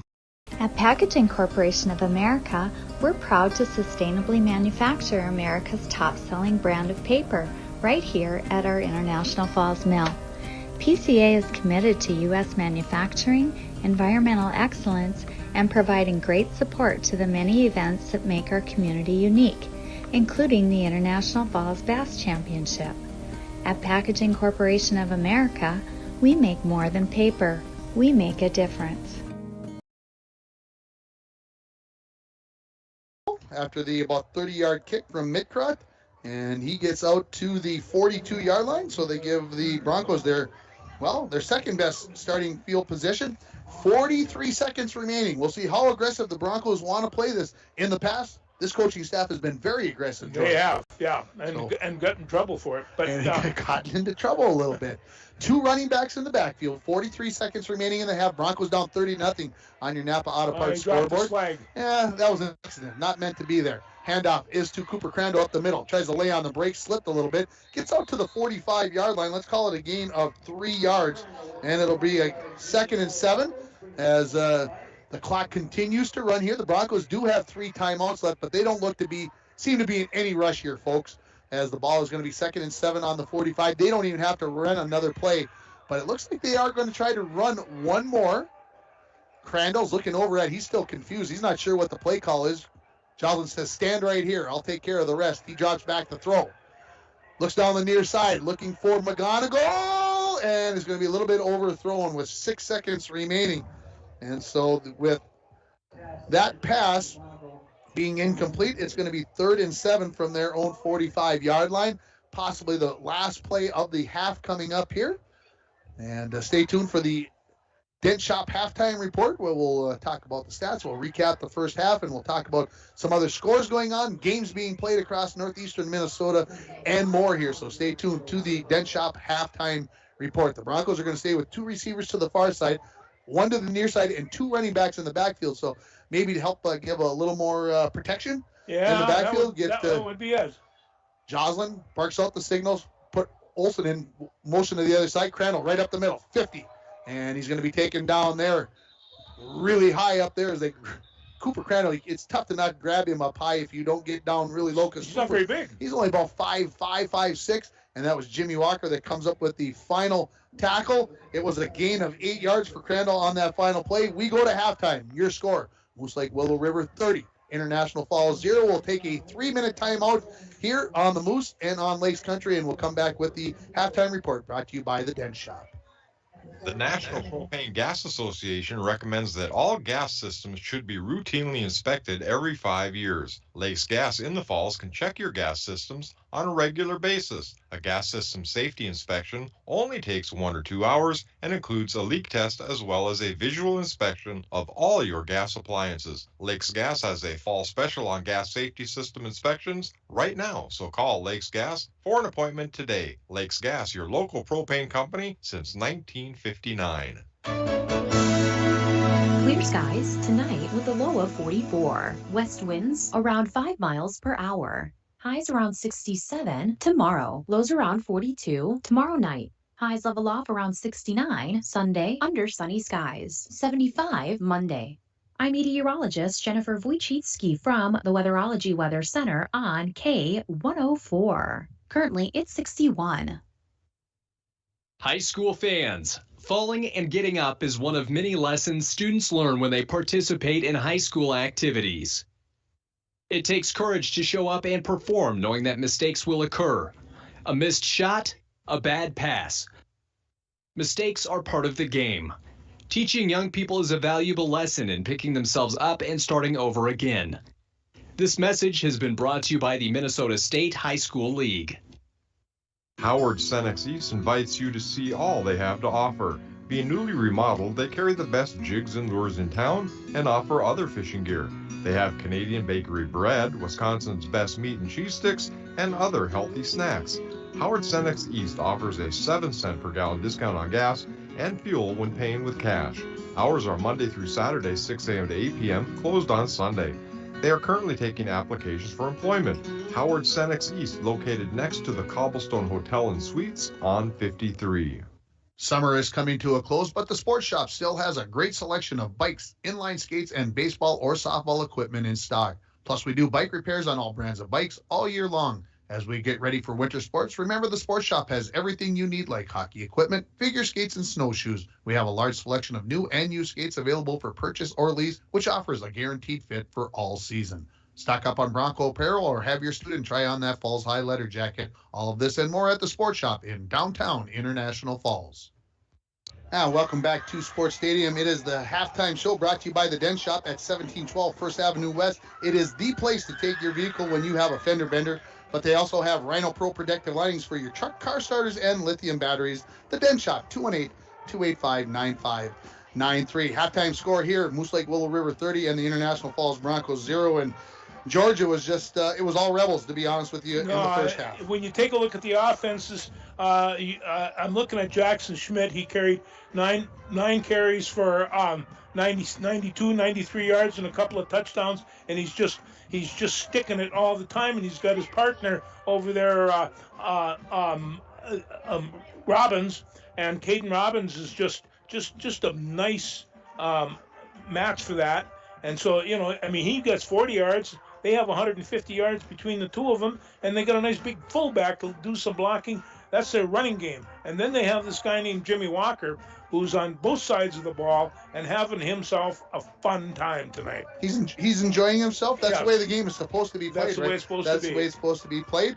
And I started with the Beyond Aesthetics rules of the game, and I want to finish this thought, folks, because it's so important. The neutral zone in the high school football, as we see on TV in the NFL and NCAA, if a defensive player jumps into the neutral zone, the length of the ball where no player are allowed to line up before a play, they have an opportunity to get back on the side before the snap. However, in high school football, once that defensive player moves into the zone, the ball is dead, and he has committed a penalty. So the rules of the game brought to you by Beyond Aesthetics at 3426 County Road 21 is your place to go to give yourself a pampering hour or day.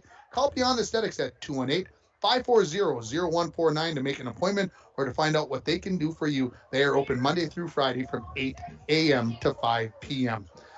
We got another new segment on our Bronco broadcast this year, and they are the Where Are They Now, brought to you by Green Larson. Welcome to a place to celebrate life and honor every memory. Go to their website at greenlarson.com, and I had a chance to sit down with a legend. That's what I told you the other day. I couldn't call you. I couldn't answer the phone because I was talking to a legend. And I'll just let her play, and you guys listen to it.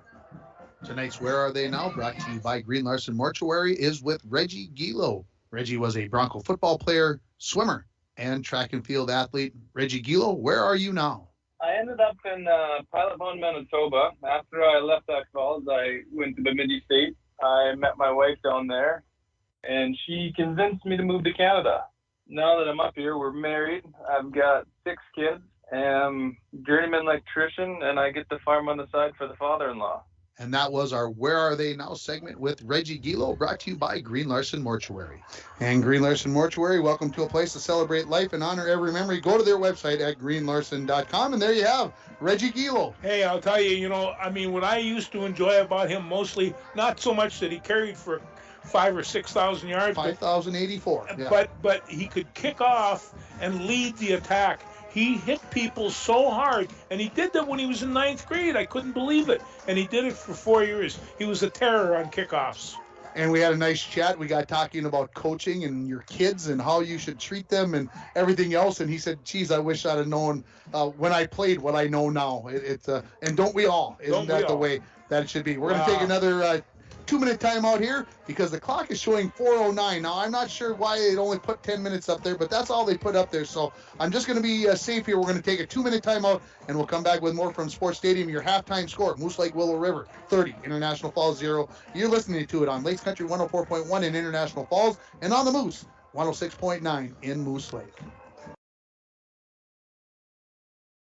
Hi, this is Chris Lassila, Vice President and Branch Manager of Border Bank. If you own a business, you know how important having the right banker is to the success of your business. At Border Bank, we are proud to have earned the reputation of caring for our customers' business as if they were our own. We're more than business bankers, we're partners, and our customer success is our ultimate goal. If your business could use that kind of attention, reach out to me to explore what business banking at Border Bank can do for you. We're Border Bank, partnering with Northern Minnesota businesses since 1935. Member FDIC.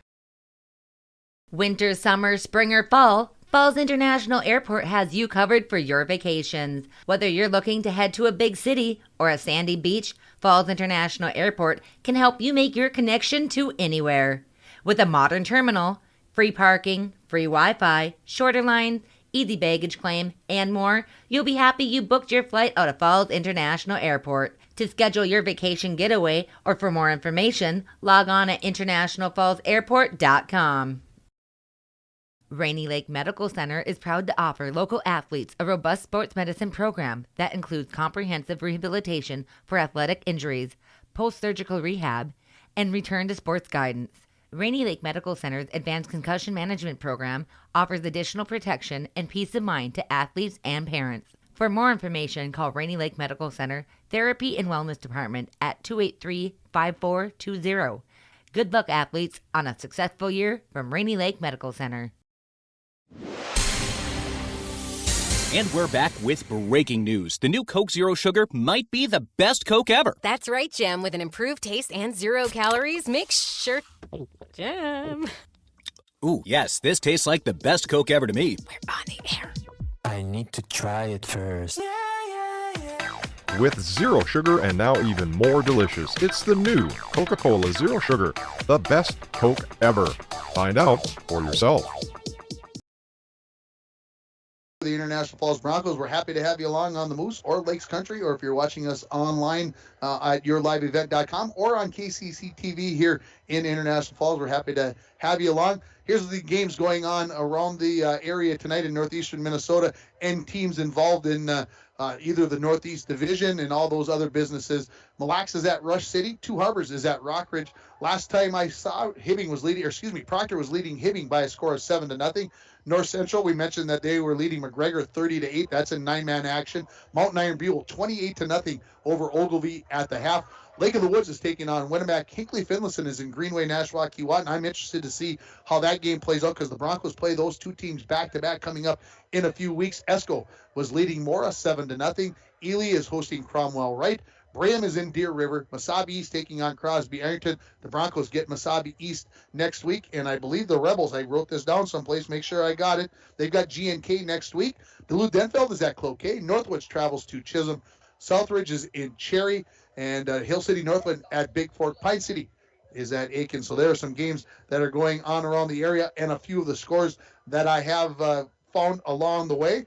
And we were talking during the break, George, 14-0 now Esco at halftime. They're leading that game as I get a quick update there. George, we were talking about during the break that the Rebels threw the ball 4 times. Yes. They completed it 4 times. Yes. For 125 yards. Yes, they did. And as I looked at my numbers, that's exactly right. And so, and I kept on looking, where's the incompletes? There isn't any.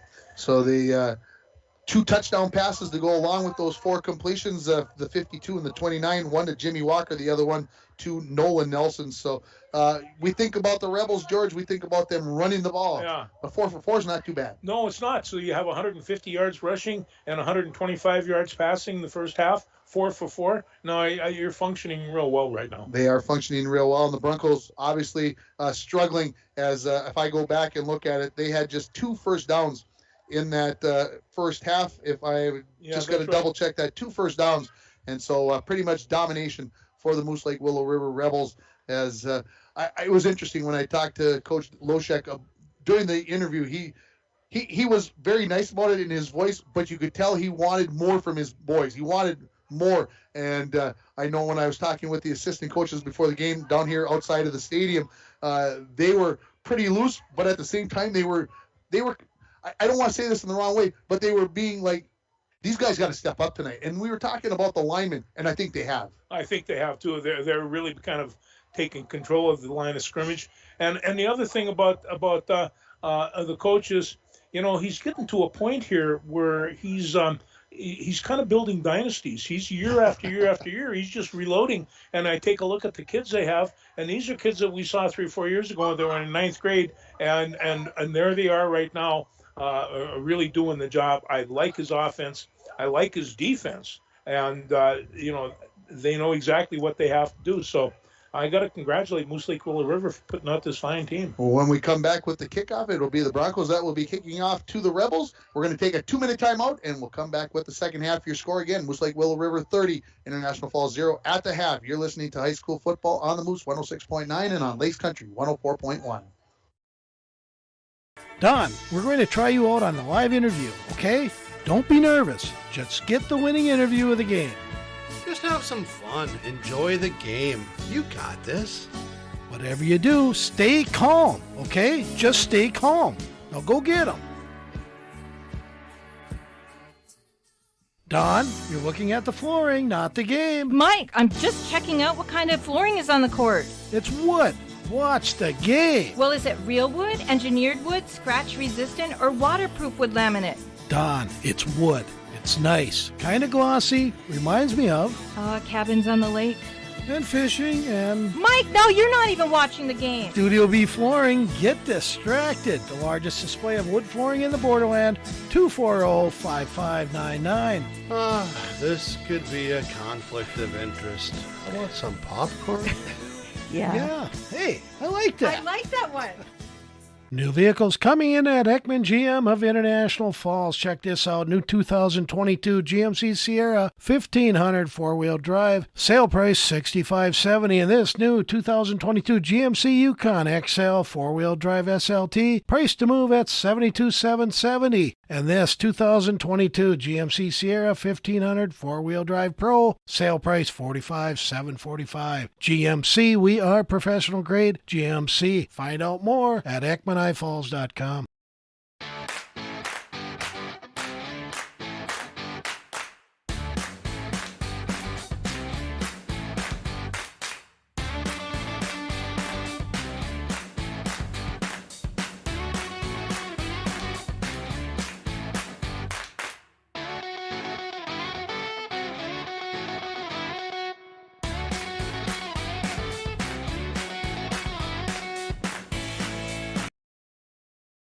Scores from our good friend Jake Kaczynski down there. You guys in the Moose Lake area know him very well. Cromwell won 20-6 versus Ely today. Denfeld up on Cloquet 6-0 late in the second. Do I sound so shocked? Yeah. I should. Yeah. Barnum 38-7 at half over East Central. So there are the updates.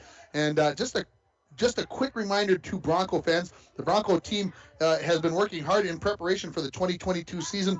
While the team strives for touchdowns and turnovers every game, the effort has taken on a whole new meaning as we strive to give back to the community while building character of our players. The Broncos football touchdowns and turnovers began in 2019. Since that time, they've raised over $17,500 to support the community cancer walk, gas cards for local cancer patients, a new van for area veterans, and weekend food supplies for area children suffering from food insecurities. In 2022, the players chose to support the community cancer walk and service of shelter to purchase of a building for those in need of transitional housing. If you are a business or a person in this community and you are interested in helping out, call 218-290-6786 and your money will go to a very good cause. If the Broncos get a touchdown or a turnover, they will be passing around the buckets and doing what they need to do. Ready to kick off here is Landon Budgers. He's going to kick off from left to right, back deep for the Rebels. It looks like I can see Newman. It looks like to me, no, that is Robbins, and that is Schmidt. He picks it up at the 23-yard line. He comes towards the near sideline, uses the stiff arm, and he's going to be taken down by Ezra McGonigal at the 35-yard line. So it's a return of 13 yards, and the Rebels will start at their own 36-yard line. They're actually going to put them down a little bit further than I gave them credit for. So that's where it'll be 1st and 10 as the evening starts to cool off. I step outside of the press box. A little bit of a breeze. The crowd it was almost full here on the near side. Well, lots of people headed home here. And hope if you're heading home that you're listening to us there on Lakes Country 104.1 here in the Falls. Broncos come up in their 52 defense. The Rebels in an I. They turn around. They toss it to Schmidt. He's off tackle. And he's being hung on to by Cooper Crandall. He pulls out of that attempted tackle by Crandall and then gets out to the 41-yard line. So give Schmidt 5 yards on the carry. And it's going to be 2nd 5 for the Rebels right there. And just hanging on Cooper Crandall. He's outsized by Jackson Schmidt just a little bit, George. Well, he is, but, he's got a certain tenacity that, I got to turn. I know he has it. I got to get Randy's mic back on. Can you hear me, Randy? I can hear you. All right. How was halftime? Halftime was great. That's good. Here comes 2nd and 5 for the Rebels. I backfield with a wing on the near side. It is Schmidt. The toss to Robbins. He comes off the near side. That hole is closed down, and that was closed off by Skifstead. Lynch came from his tackle position, hung on to Robbins. It'll be a gain of a yard on the play, and it'll bring up 3rd and 4 for the Rebels. And to be honest with you, George, it would be a great hit for the Broncos to get a 3-and-out defensively. Well, it would, I tell you right now. And Big Seth is doing a good job on that play. He's sitting around there. He's starting to realize he's a senior, and it's time for leadership on this line. Minute 15 into this third quarter, 30-0. The Rebels leading it here on your Napa Auto Parts scoreboard. Toss This is going to be to Schmidt. He's out to the outside. He's got a first down. He's across midfield trying to break tackles, and finally it's going to be Jake Olson and Ezra McGonigal that will bring him down, but not before he's got a first down across midfield as he's got it at the 48-yard line. So let's call it a gain of 10 yards, and it'll bring up 1st and 10 there in Bronco territory. Rebels next week will be taking on Greenway Nashwauk Keewatin. The Broncos will be an interesting game. It will be an interesting game, and the Broncos will be traveling down to play on the artificial turf at Mesabi East. Our first football game there at that new venue, that beautiful venue that they have in Aurora. High back, wing, tosses to the Robbins. He tries to come out the left tackle. He tries to break to the outside. Stiff arm, breaks one tackle, and then Ezra McGonigal says, that's enough. Takes him down there, and we talked about Ezra playing a big game defensively. He's really come up and nice form tackle hour. I mean, he's getting right around the knees and lifting and finishing. You don't want your free safety making a lot of tackles. I got to be honest with you. But if you're going to do it. But if you're going to play back there, you might as well come up and make some tackles. We'll give Robbins 6 yards on the carry. 2nd and 4 coming up. He's limping around on an ankle there, too. Kenyon Olsen coming out of the game as Lucas Hollis comes into the ball game. This is going to be to Schmidt going off the right-hand side. He's got enough for the first down. He spins off a couple of tackles, and finally Braden Skifstead throws him to the ground, but not until he has a first down at the Bronco 32-yard line. That's a gain of 10 yards for Schmidt. And it'll bring up 1st and 10 as we're looking for a 3-and-out, but boy, the Rebels, Parker Olson now comes out of the ball game at the linebacker position. Cooper Crandall moves into that spot, and Cooper Jensen's going to come in and play looks like he's going to play the inside linebacker. Actually, as Cooper Crandall will stay at his safety position. I-backs again with the wing. This is going to be the same play to the opposite side. This is Robbins weaving his way through. He's going to get a gain of about 3 or 4 yards, and coming up off the bottom of the pile for the Broncos, that is going to be, let's see here. That is number 66. That is Skifstead again as he makes the tackle, but not until it was a gain of 4 yards there for the Rebels as they've got 2nd and 6 now. As they are moving the ball, Hollis comes out as they're going to move Seth Lynch to the nose, and now Kenyon Olsen is going to play the tackle position as they try to shut that spot down. It's not easy to do when they got all those guys. Schmidt off the right-hand side. He's down near the 20-yard line. I think he's got enough for the first down, as it was 1st and 10 at the 32. I think he's just inside the 21. And they are going to give him a gain of 7 yards and a first down. Oh, right now, Mr. Schmidt, he's got 128 yards on 15 carries, and so he's. I wanted to say something, but I'm not going to do it, folks. I can't. Hand off to Schmidt. He breaks off the right-hand side to the outside. He stiff arms, and he is off into the end zone. He will not be touched again, and it is a 21-yard touchdown run for Schmidt, his 3rd touchdown run of the day, as he goes in and makes it 36-0 now in favor of the Rebels. That was a 8-play drive that goes 64 yards, and they score with 8:06 remaining here in the 3rd quarter. And hang on. I got that all written down, and there's a holding call on the... What's that, the 4th one now? I think that's their 4th one that they've got called for. So take away the TD, folks. Not 36-0, 30-0, as the Rebels will take the 10-yard penalty. So it'll bring up 1st and 20 now from the 31-yard line. Robbins is the deep back. He's going to get the toss after they go off tackle, and there is Skifstead again coming in from the backside, Parker Olson. But boy, the end play right there by Skifstead, that is nice. Yeah, he just crashed down, and there he was waiting. We've talked many times about how to play that end position against this offense, this double wing offense that the Rebels run, and 66 is taking it right to the letter. That is exactly how you are supposed to do it, and a good job there. And how about we give that job from the defensive end brought to you by Nagurski Transportation, moving your product safe and fast. Nagurski Transportation is always looking for new professional drivers to join their team. Call them at 218-689-2064. 2 wide receivers. Schmidt gets the toss. Oh, he's got lots of room, and he gets down near the 25-yard line. Guess who makes the tackle? Ezra. Number 4, Ezra McGonigal comes up with the tackle. It'll be a gain of 5 yards, and it will bring up 3rd and 14 for the Rebels at the Bronco 25-yard line. 7:04 remaining here in the 3rd quarter, 30-0 in favor of Moose Lake Willow River. And the scoreboard report brought to you by Napa Auto Parts. Need a new battery? Score one today at Napa Auto Parts of International Falls. Single wing, that is Schmidt on the near side. The eye backs, that is Robbins, who is deep. Counter with Schmidt, looking to get to the outside. The Broncos had it bottled up. He does get outside of Cooper Crandall, puts the head down, and he runs over. I believe that was Hendricks Torgerson on the far sideline that Schmidt just put the shoulder down and ran over the top of him. He gets down to about the 15-yard line. That is going to be a gain of 10 yards, and it'll bring up a 4th and 4 for the Rebels from the Bronco 15-yard line, just inside of the 15-yard line. So these are the situations I love about football. What do you do on 4th and 4? Do you put the ball up in the air? You've been cracking some runs off. What do you do here? Do you do a little play action? A little play action would be nice. 2 receivers to the far side. The ball's on the far hash as the Rebels go right to left.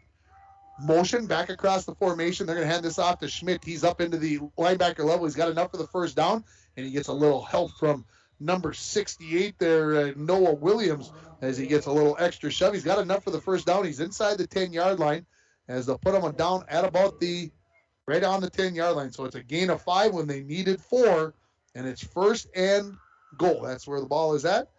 So just inside the 10-yard line. This drive has already taken over 6 minutes off the clock, and the Rebels 2, 4, 6, 8, 10, 12 plays into it already. Wing with the eye. Newman under center. Hands it off, pitches it there to Robbins, who goes off the left-hand side, and there is no place to go. As coming in on the tackle there is going to be Lucas Hollis, and also Jake Olson, who comes up with that sore shoulder, and also in on the tackle there, you had number 13, that was Kane Thompson. So a loss, we'll call it a loss of 2 yards on the play. So 2nd and goal from the 12-yard line for Moose Lake Willow River. Clock continues to count as we go under 5 minutes. Now 2 receivers to the far side. That is Mossberg now coming back in motion. And now Schmidt trying to get to the outside. The Broncos were there, but Schmidt, he just nice runner. He just smooth, made Brody Carlson miss, made another Bronco miss. He gets down to the 5-yard line, so we'll call it a gain of 7. And it'll be 3rd and goal from the 5-yard line for the Rebels as they look to increase this 30-0 lead. Newman's got the call from the sideline.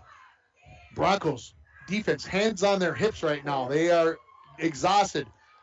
They've been on the field a lot today. Double wing. Which one will go in motion? Going to be number 22. That is Robbins. He gets the handoff back up the inside, and it is in for the touchdown. So a good push there by the Rebel offensive line, and the TD is going to be a 5-yard touchdown by Keaton Robbins. And that makes it 36-0 now officially, folks. I think I can say that. No penalty flags. So this touchdown with 4:08 left, and again, counting the plays, 2, 4, 6, 8, 10, 12. That's a 15-play drive, folks. Here comes the extra point play. This is going to be a pass into the end zone, wide open. That was Newman as he rolled out on the waggle, and that is number 87, Mossberg, for the 2-point conversion pass, and it is 38-0 in favor of Moose Lake. We'll take a 60-second timeout. You're listening to the Rebels and the Broncos on Lakes Country 104.1 and on the Moose 106.9. The National Propane Gas Association recommends that all gas systems should be routinely inspected every 5 years. Lakes Gas in the Falls can check your gas systems on a regular basis. A gas system safety inspection only takes 1 or 2 hours and includes a leak test as well as a visual inspection of all your gas appliances. Lakes Gas has a fall special on gas safety system inspections right now, so call Lakes Gas for an appointment today. Lakes Gas, your local propane company since 1959. A message from CAPE, Couchiching Area Prevention and Education. Be present. Most Falls High students do not feel pressured to drink alcohol by their friends. We learn from the past, live in the present, and strive for the future. CAPE is working together to empower the communities within Couchiching County through prevention, education, collaboration, and shared leadership to reduce alcohol and tobacco use among youth and young adults. Together, we are strong. This ad has been funded by Drug Free Communities grant funding. Welcome back to Sports Stadium. The Rebels getting ready to kick off. Looks like they're going to have a different kicker this time than Mikrot. This is going to be number 42, and that is going to be Oli Reinhold, who will kick off. Back deep is going to be Yuso and Torrin Thompson.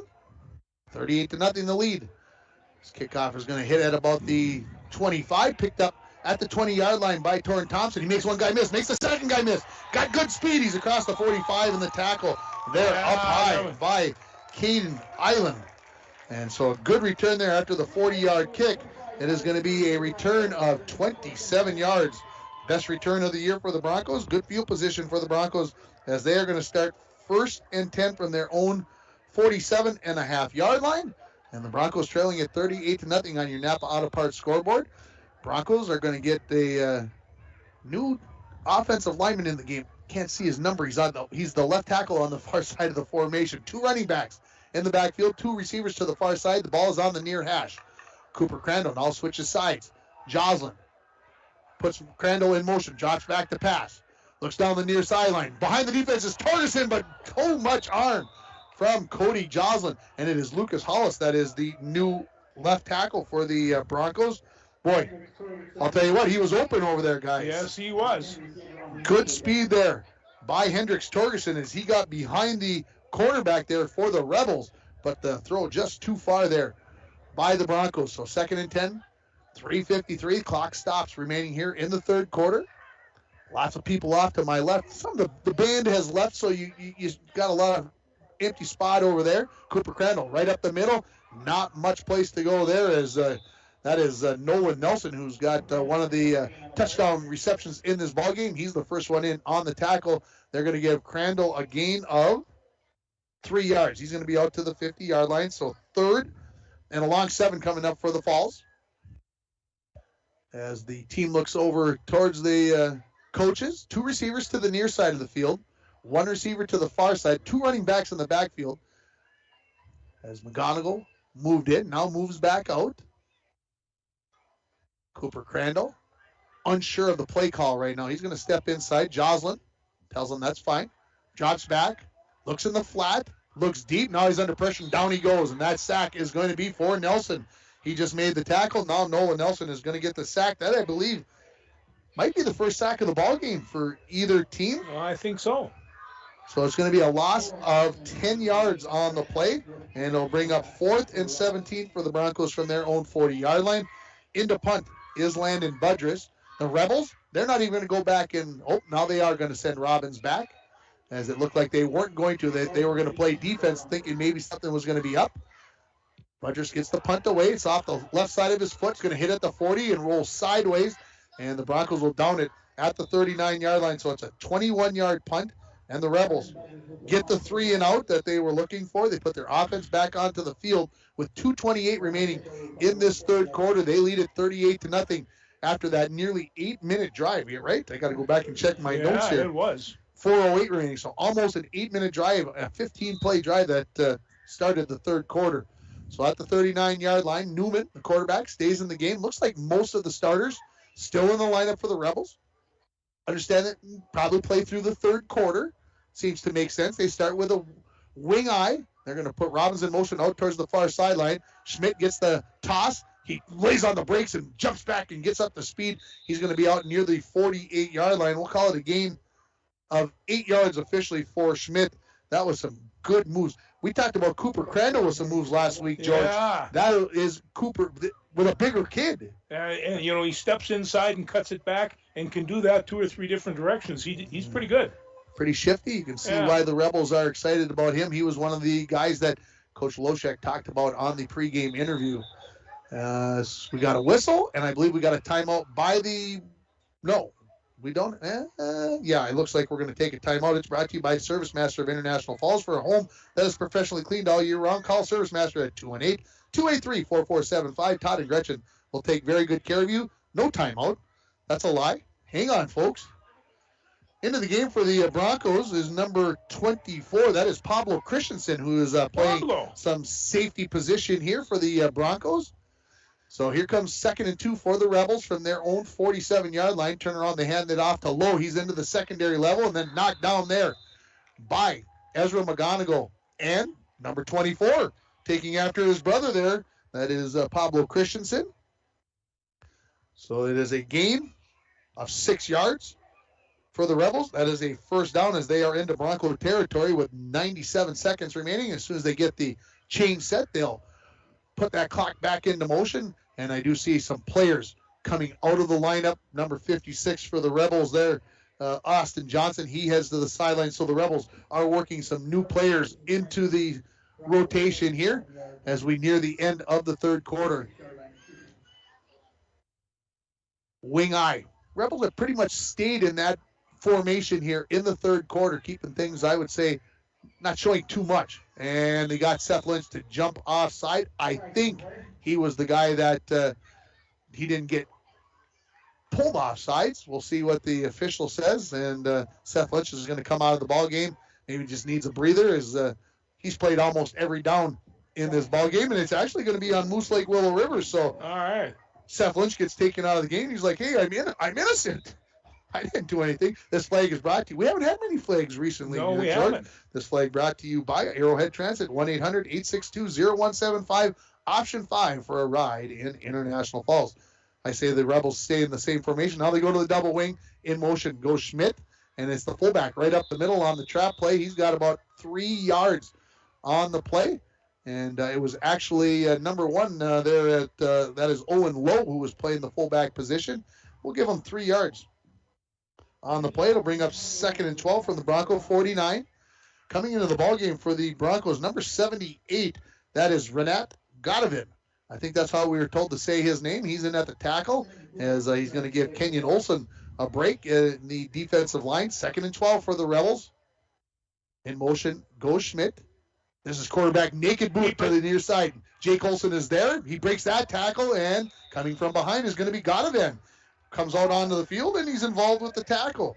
So the quarterback, Newman, is going to gain almost 8 yards there. We're going to call it 3rd and 4 yards. We're going to give him 8 yards as we'll put him at the 41-yard line. So 3rd and 4 for the Rebels here, and that is going to be the end of the third quarter. We'll take a 60-second timeout.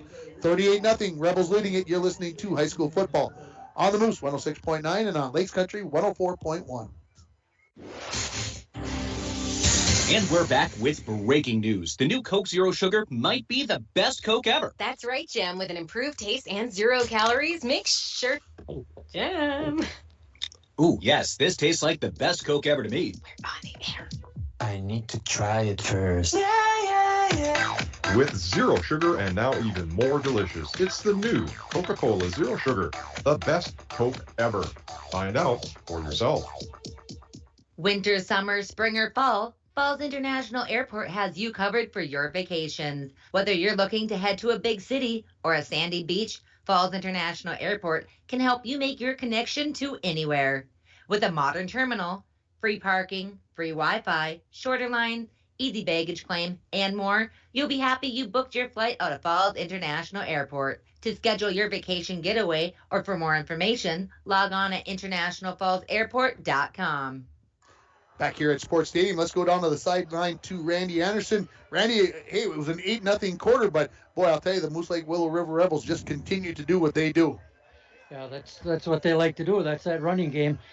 And I thought the game really turned after they scored their 3rd touchdown. Broncos had them stopped pretty good, and then they get the long pass play for a touchdown. And on 4th and 21. Things around. Yeah, 4th and 21, they get the touchdown, and that kind of hurts. So they finally get the chains all set up. That's what we got, a little bit of a delay. How was the trip to Washington, by the way, Mr. Anderson? Oh, that was a tremendous trip. There's so much to see out there, and the ocean and the mountains, they're just awesome. So here we got 3rd and 4 coming up for the Rebels from the Bronco 41-yard line. They come up with the wing and an I formation in the backfield. Turn around. Little pitch. And they got a first down, and this is they blew the whistle. That is a big hit there by Brody Carlson, and that was number 26 for the Rebels as the subs are into the ballgame. So I'm going to start to earn my keep. That was Parker Samarzia with the first down run. He's going to pick up 6 yards. 1st and 10 there. And again, it is running time here. I forgot about that as we've got a 38-point lead. Your new quarterback for the Rebels is number 5. And that is going to be Luke Dewey, who is in at the quarterback. He tosses it back to Lowe. Tiptoes along the far side, keeps grinding behind those offensive linemen, breaks a tackle, and gets down to about the 26.5-yard line. How about we call it a gain of 8 yards on first down? I'm going to bring up a 2nd, too, as that run was by Owen Lowe for the Rebels. And not sure why the crowd is going crazy. I don't know. Not sure what was happening there. So 2nd and 2, under 11 minutes remaining in the ball game. Rebels look like they're going to improve to 1-1 on the season, while the Broncos will drop to 0-2. Again, the Broncos will head to Mesabi East next week, and the Rebels will be taking on Greenway, Nashua, Keewatin. The wing and the I formation, not as deep with that tailback with the second group in here. Here's the fullback right up the middle, and he's into the secondary level, and he drops the shoulder. And I believe that is number 4. Yes, that is Levi Mickrod, who was kicking off earlier in the game.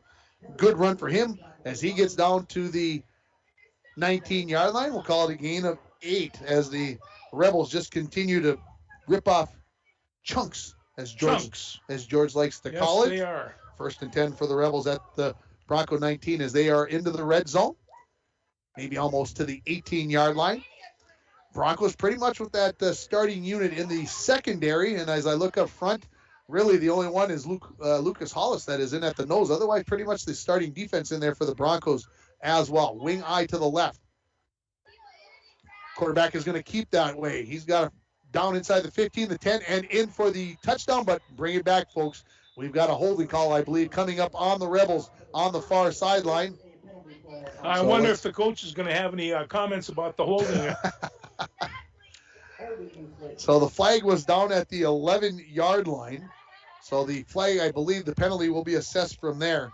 So the 10 yards back from there will put the ball on the 21-yard line. It'll be 1st and about 12 for the Rebels coming up. And I'm not sure why the clock is stopped, unless the referees asked them to do that, because we are in running time. I see we've got maybe the second team coming in for the Broncos. I see a new quarterback warming up in a center and working on throwing the ball a little bit. And that quarterback is Hayden Swenson, number 10.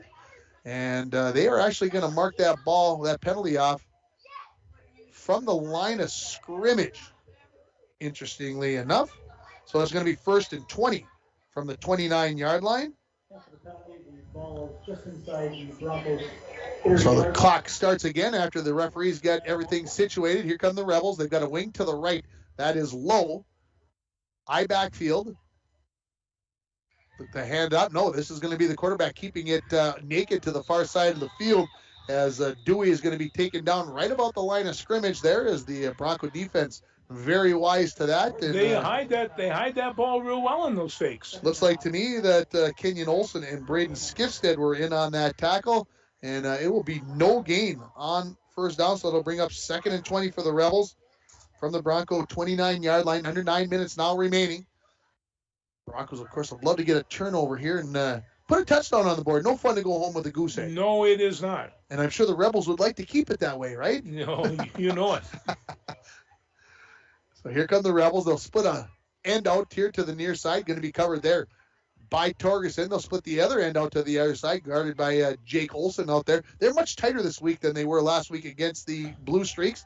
Dropping back, looking to throw in the flats and overthrowing the receiver on the far side there. In Nolan Nelson was the quarterback, Luke Dewey. And so that is going to be an incomplete pass. That is the first incomplete pass of the ballgame for the Rebels, right? It is. So 3rd and 20 now. 4 for 5. For the Rebels. Godovan back into the ballgame for the Rebels, or for the Broncos. He's going to be playing nose guard here on this play. Double wing now for the Rebels on 3rd and 20. Man in motion. Counter. This is Lowe going out the left-hand side. He's got at least 10 and then going to be taken down on the far side of the field. He's got a gain of more than 10. We'll see where they put him down, about the 18-yard line. Let's call it a gain of 11, so 4th and 9. So Randy Anderson, 4th and 9 play coming up here. What are you calling? I think they're just going to keep it on the ground here. Okay. What they do is not too fancy, but they do it so well. Sure. They just keep coming no matter who's in there. They absolutely do. Stay tuned as Randy will have our post-game interview. Double wing. 4th and about 9.5 here for the Rebels. Fullback right up the middle on the trap play. He's going to be brought down there. Parker Olson hanging on in there. And Godovin also in on that tackle. And we'll call it a gain of about 5 yards on the play, 4 yards on the play. And it'll be a turnover on down. So the Rebels go 2, 4, 6, 8. They had 13 plays there, but come up empty. 6:45 and counting remaining as the Broncos take over on their own 14-yard line, 1st and 10. 3 receivers to the near side. Godovin will stay in at an offensive guard position. Hayden Swenson is in at the quarterback, and the Broncos need a timeout. And we'll take 60 seconds. We'll come back with more from Sports Stadium. Clear skies tonight. At Packaging Corporation of America, we're proud to sustainably manufacture America's top-selling brand of paper right here at our International Falls Mill. PCA is committed to U.S. manufacturing, environmental excellence, and providing great support to the many events that make our community unique, including the International Falls Bass Championship. At Packaging Corporation of America, we make more than paper. We make a difference. And we're back with breaking news. The new Coke Zero Sugar might be the best Coke ever. That's right, Jam. With an improved taste and 0 calories, make sure... Jam. Ooh, yes, this tastes like the best Coke ever to me. We're on the air. I need to try it first. With zero sugar and now even more delicious, it's the new Coca-Cola Zero Sugar, the best Coke ever. Find out for yourself. Go right to left.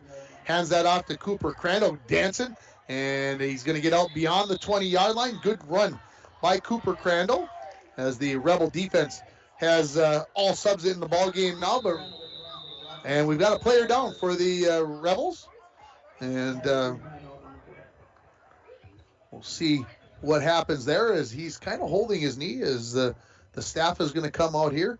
And it's going to give me a chance to mention that our Coach's Corner tomorrow morning, we'll be talking with the North Central football team as it looks like they are going to be moving on and winning their second game of the year, and also be talking with head coach of the Bronco girls swimming and diving team, J.J. McBride, as her team is 2-0 in their 2 duels this year. And so she's pretty happy with the girls that what they're doing so far this year. And the clock is stopped with 6:08. And, of course, next week we're going to have a trio of games on our airwaves as we will have volleyball on Tuesday from Indus as they take on Red Lake. Thursday, the Broncos getting into their gym again. They, I believe, got to practice on their gym floor today after the water and everything else. So the Broncos will get to actually play at home on Tuesday. We'll have the first one on Thursday, and then, of course, we'll have Bronco football on Friday. I just want to say one thing. You know, they got the young guys out in the field right now. I mean, these plays, these kids will remember the rest of their lives the first time they've done this. Zach Olson in the slot here for the Broncos. As it is 2nd and 3 coming up. They're going to hand this off to Crandall on the inside. He's got enough for the first down as he gets across the 25-yard line. They'll mark him at the 27. And so the Broncos will move up and get a first down here as the ball is again at the 27. So 1st and 10 there. 2 receivers to each side of the field. Hayden Swenson, the quarterback, takes a snap, looks left, going to throw deep down the near side, looking for Uso, and just overthrows him. Right idea where he got that ball, though, George, out there when only his man was going to catch it or nobody was going to catch it. That's a fact. So the first incomplete pass of Hayden Swenson's career. I don't take this the wrong way. It's not going to be his last incompletion, but there's going to be a lot of completions around that. 2nd and 10 coming up for the Broncos. Clock still running. 5:12 remaining in this ball game. 38-0. Moose Lake Willow River leads it on your Napa Auto Parts scoreboard. Need a new battery? Score one at Napa Auto Parts of International Falls. Hayden Swenson on the keeper right up the middle. 30, 35 as he's going to be taken down there after a gain of about 8 yards. So call it 3rd and 2 for the Broncos coming up, maybe 2.5 yards. As the Broncos looking to get another first down here as we go under 5 minutes. Just looking to see if anybody else has changed. It looks like everybody else is pretty much the same. Swenson getting a chance to run with that first offense. Hands it off to Crandall. He goes off the right-hand side, puts his head down, keeps those feet driving. He's going to get to the 40. And if they would have let him fall forward, if they wouldn't have blown, they're going to give it to him, it looks like. Pablo Christensen going to come into the ball game. Yeah, this might be interesting. And they're going to put the ball down at the 41-yard line, so that's a gain of 6. And it's 1st and 10. Pablo Christensen going to come in for Crandall. 3 receivers to the far side of the field. Pablo Christensen to the right of Hayden Swenson. I think that's a combination we're going to talk about a lot in the future. Swenson's going to drop back. He's going to throw down the left-hand side. Trying to get there is McGonigal, and a little contact there between him and number 14, Olive Leno.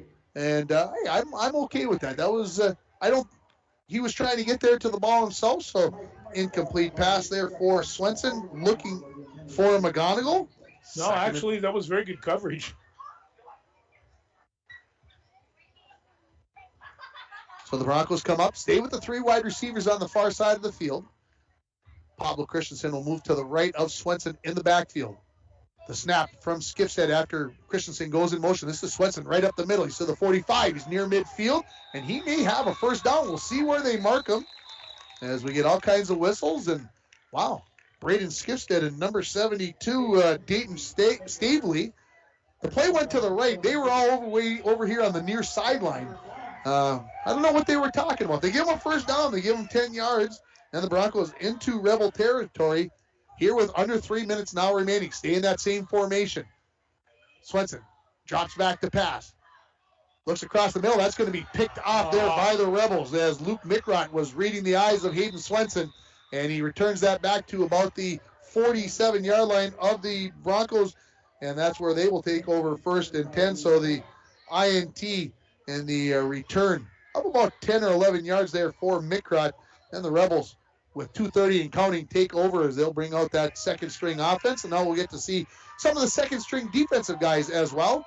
As coming off the field is going to be Kane Thompson, just a freshman, George, playing the inside linebacker position as he's stuck his nose in there tonight. There are a mess of freshmen on this team that are going to make lots of marks before they're done. 1st and 10 for the Rebels. They'll come up on the far hash with a wing and an eye backfield. Turn around, the toss right up the middle, and there's a big hit. That is number 4. Guess who? Ezra McGonigal again with a big tackle. And that was run there by, I believe that was number 2. I believe Micah Thompson. The new quarterback is number 18. That is Eli Youngs. So we'll call it a gain. No gain. So 2nd and 10. Here come the Rebels with 90 seconds remaining. Young's the quarterback. Turns around, tosses it, and coming in, that is Pablo Christensen from his linebacker position. He gets the big tackle just like his older brother. Just like his older brother. As he comes up with the tackle there. I believe the run there by Samarzia. So the loss, we'll call it of 3 yards. Back to midfield, 3rd and 13 with now under a minute remaining. And the Rebels may have to run 2 more plays here. And we'll see how long it takes for them to get this play off as Youngs comes to the line of scrimmage with his team. Goes with the double wing. Under 40 seconds probably by the time this play gets over. They're going to toss it to Micah Thompson. He heads to the outside. He's got some room, 40. And he's going to be cut off there on the far sideline and coming up with the tackle. That is going to be number 24, Pablo Christensen. As he comes up with that tackle along the far sideline, they'll mark the ball at the 36-yard line. It's a gain of 14. It's enough for the first down, but I don't think we're going to have another play here as there is 15 seconds remaining. So make sure you stay tuned for the post-game show. We'll get everything wrapped up here. I asked Diego one time, you know, I heard Pablo was faster than you, and Diego just smiled. So Your final score, Moose Lake Willow River 38, International Falls 0. We'll take a break. We have 2 minutes, and we'll come back with the post-game show. You're listening to Bronco football and Rebel football on Lakes Country 104.1 and on the Moose 106.9. Don, we're going to try you out on the live interview, okay? Don't be nervous. Just get the winning interview of the game. Just have some fun. Enjoy the game. You got this. Whatever you do, stay calm, okay? Just stay calm. Now go get them. Don, you're looking at the flooring, not the game. Mike, I'm just checking out what kind of flooring is on the court. It's wood. Watch the game. Well, is it real wood, engineered wood, scratch-resistant, or waterproof wood laminate? Don, it's wood. It's nice. Kind of glossy. Reminds me of... cabins on the lake. And fishing and... Mike, no, you're not even watching the game. Studio B Flooring. Get distracted. The largest display of wood flooring in the borderland. 240-5599. This could be a conflict of interest. I want some popcorn. Yeah. Hey, I like that. I like that one. Hi, this is Chris Lassila, Vice President and Branch Manager of Border Bank. If you own a business, you know how important having the right banker is to the success of your business. At Border Bank, we are proud to have earned the reputation of caring for our customers' business as if they were our own. We're more than business bankers, we're partners, and our customer success is our ultimate goal. If your business could use that kind of attention, reach out to me to explore what business banking at Border Bank can do for you. We're Border Bank, partnering with Northern Minnesota businesses since 1935. Member FDIC. Rainy Lake Medical Center is proud to offer local athletes a robust sports medicine program that includes comprehensive rehabilitation for athletic injuries, post-surgical rehab, and return to sports guidance. Rainy Lake Medical Center's Advanced Concussion Management Program offers additional protection and peace of mind to athletes and parents. For more information, call Rainy Lake Medical Center Therapy and Wellness Department at 283-5420. Good luck, athletes, on a successful year from Rainy Lake Medical Center. Winter, summer, spring, or fall, Falls International Airport has you covered for your vacations. Whether you're looking to head to a big city or a sandy beach, Falls International Airport can help you make your connection to anywhere. With a modern terminal, free parking, free Wi-Fi, shorter lines, easy baggage claim, and more, you'll be happy. A little heavy tonight, but I don't think he sat out of play tonight. And I thought you guys hung in there real good, Ezra. I thought that third touchdown on that 4th and 18 or whatever kind of turned things away. But other than that, before that, I thought you guys were hanging in there pretty good. Yeah, we knew we were going to come out here and they were just going to run the ball over and over again. So we had our linebackers scraping all game. And, that pass play, that pass play scored on us. It took us a little off guard. And, after that, I mean, we put up a good second half. I'd say a lot better than the first. Yes, you did. You guys hung right in there, and I thought you made them work hard for everything they got. But when they do pass, the guy's an accurate quarterback, and they got guys that catch the ball. For sure. For a state-bound team like they are, we played very well. We hung with them, and these young kids we got coming up are going to be a future, great team. They do, because you guys competed. You competed the whole game. What kind of were you looking for from your free safety position? I was watching the guard, and if you drop back or pull, but they did a lot of run forward, a lot of run plays. So, yeah. Yes, they do. It seemed like they ran that inside handoff there quite a few times to number 23, and I imagine you were looking for him quite a bit. Oh, yeah, that kid runs hard. Just puts his head down right through the hole, and he gets through there somehow, but hit him low, and you'll take him out. Yeah, that's right. Well, thanks for your time, Ezra, and you guys keep working hard, and I think good things are still going to happen, and we'll see you next week in Aurora. Yeah, thank you. All right, Randy, thanks for the interview there with Ezra McGonigal in our post-game show. And, again, the final score 38-0. It's time for our Align Chiropractic comeback moment of the game.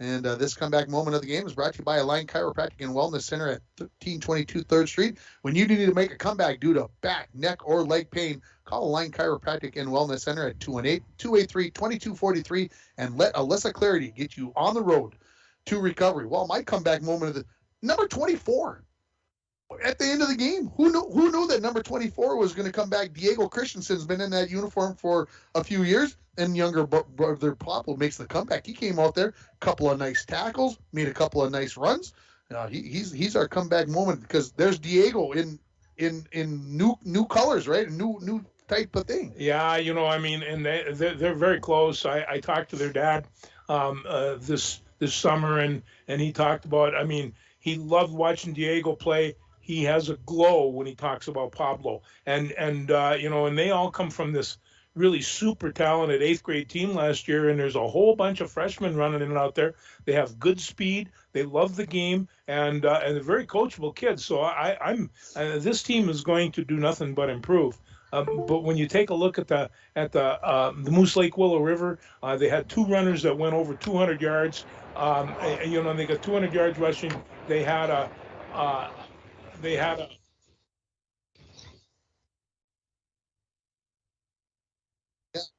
What the? They have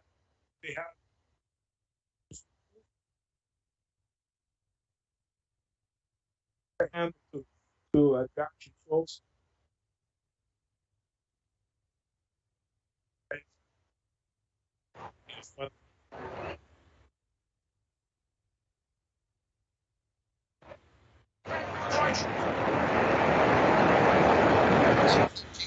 After the third quarter, so that's what we've got going on there.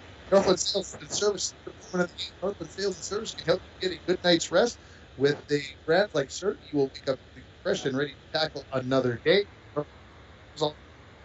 Mattress protectors. Stop in today and let Tony and Maya help you get your best sleep. Northland Sales and Service, 500 3rd Street in downtown International. My sleep moment of the game. That's going to go to number 10. That is Hayden Swenson. As he came in and he threw some nice footballs. I knew he was a pretty good athlete, but he showed me that he can throw the football. And he can run that. He can run that quarterback keeper real well too. So, yeah, this is a gutsy team. They've got really good speed. They just got to get a little older. Play of the game brought to you by Canner Electric. For all your electrical needs, both commercial and residential. Stop at Canner Electric, 500 4th Street in International Falls, or you can call them at 218-8319 if you need electrical services. And I'm gonna go. I usually let you guys pick the play of the game, but I'm gonna take the play of the game. I'm gonna go back to number 4, the guy you interviewed, Ezra McGonigal. Take any one of his hits that he came up from the free safety position. I think he found himself in a spot where he found himself a place to play. I think he did. I was really impressed by the way he'd come up on those run plays, and he was heads up. He's a smart player. Well, you knew that the secondary was going to have to improve over last week's game, and Ezra, he kind of took that to heart. But between him and Cooper Crandall, secondary pretty well, and when they got on somebody's leg, they hung on. In the case of Jackson Schmidt, that's a good idea. That's going to wrap it up here from Sports Stadium. The final score again, Moose Lake Willow River 38, International Falls 0. The Rebels, they take on Greenway Nashwauk Keewat. Next week, the Broncos, they'll be taking on the Giants. From Massab East, we'll have it for you, of course, next week for the Broncos. Thanks to everybody down in the Moose Lake area for listening on 106.9 The Moose. For those of you listening in the Falls, you are listening on Lakes Country 104.1. A lot of you listening online at rjbroadcasting.com. And, of course, many of you watched it on yourliveevent.com. Don't forget, Coach's Corner tomorrow morning. We'll have North Central football and girls swimming and diving for the Falls. You've been listening to the Broncos and the Rebels right here.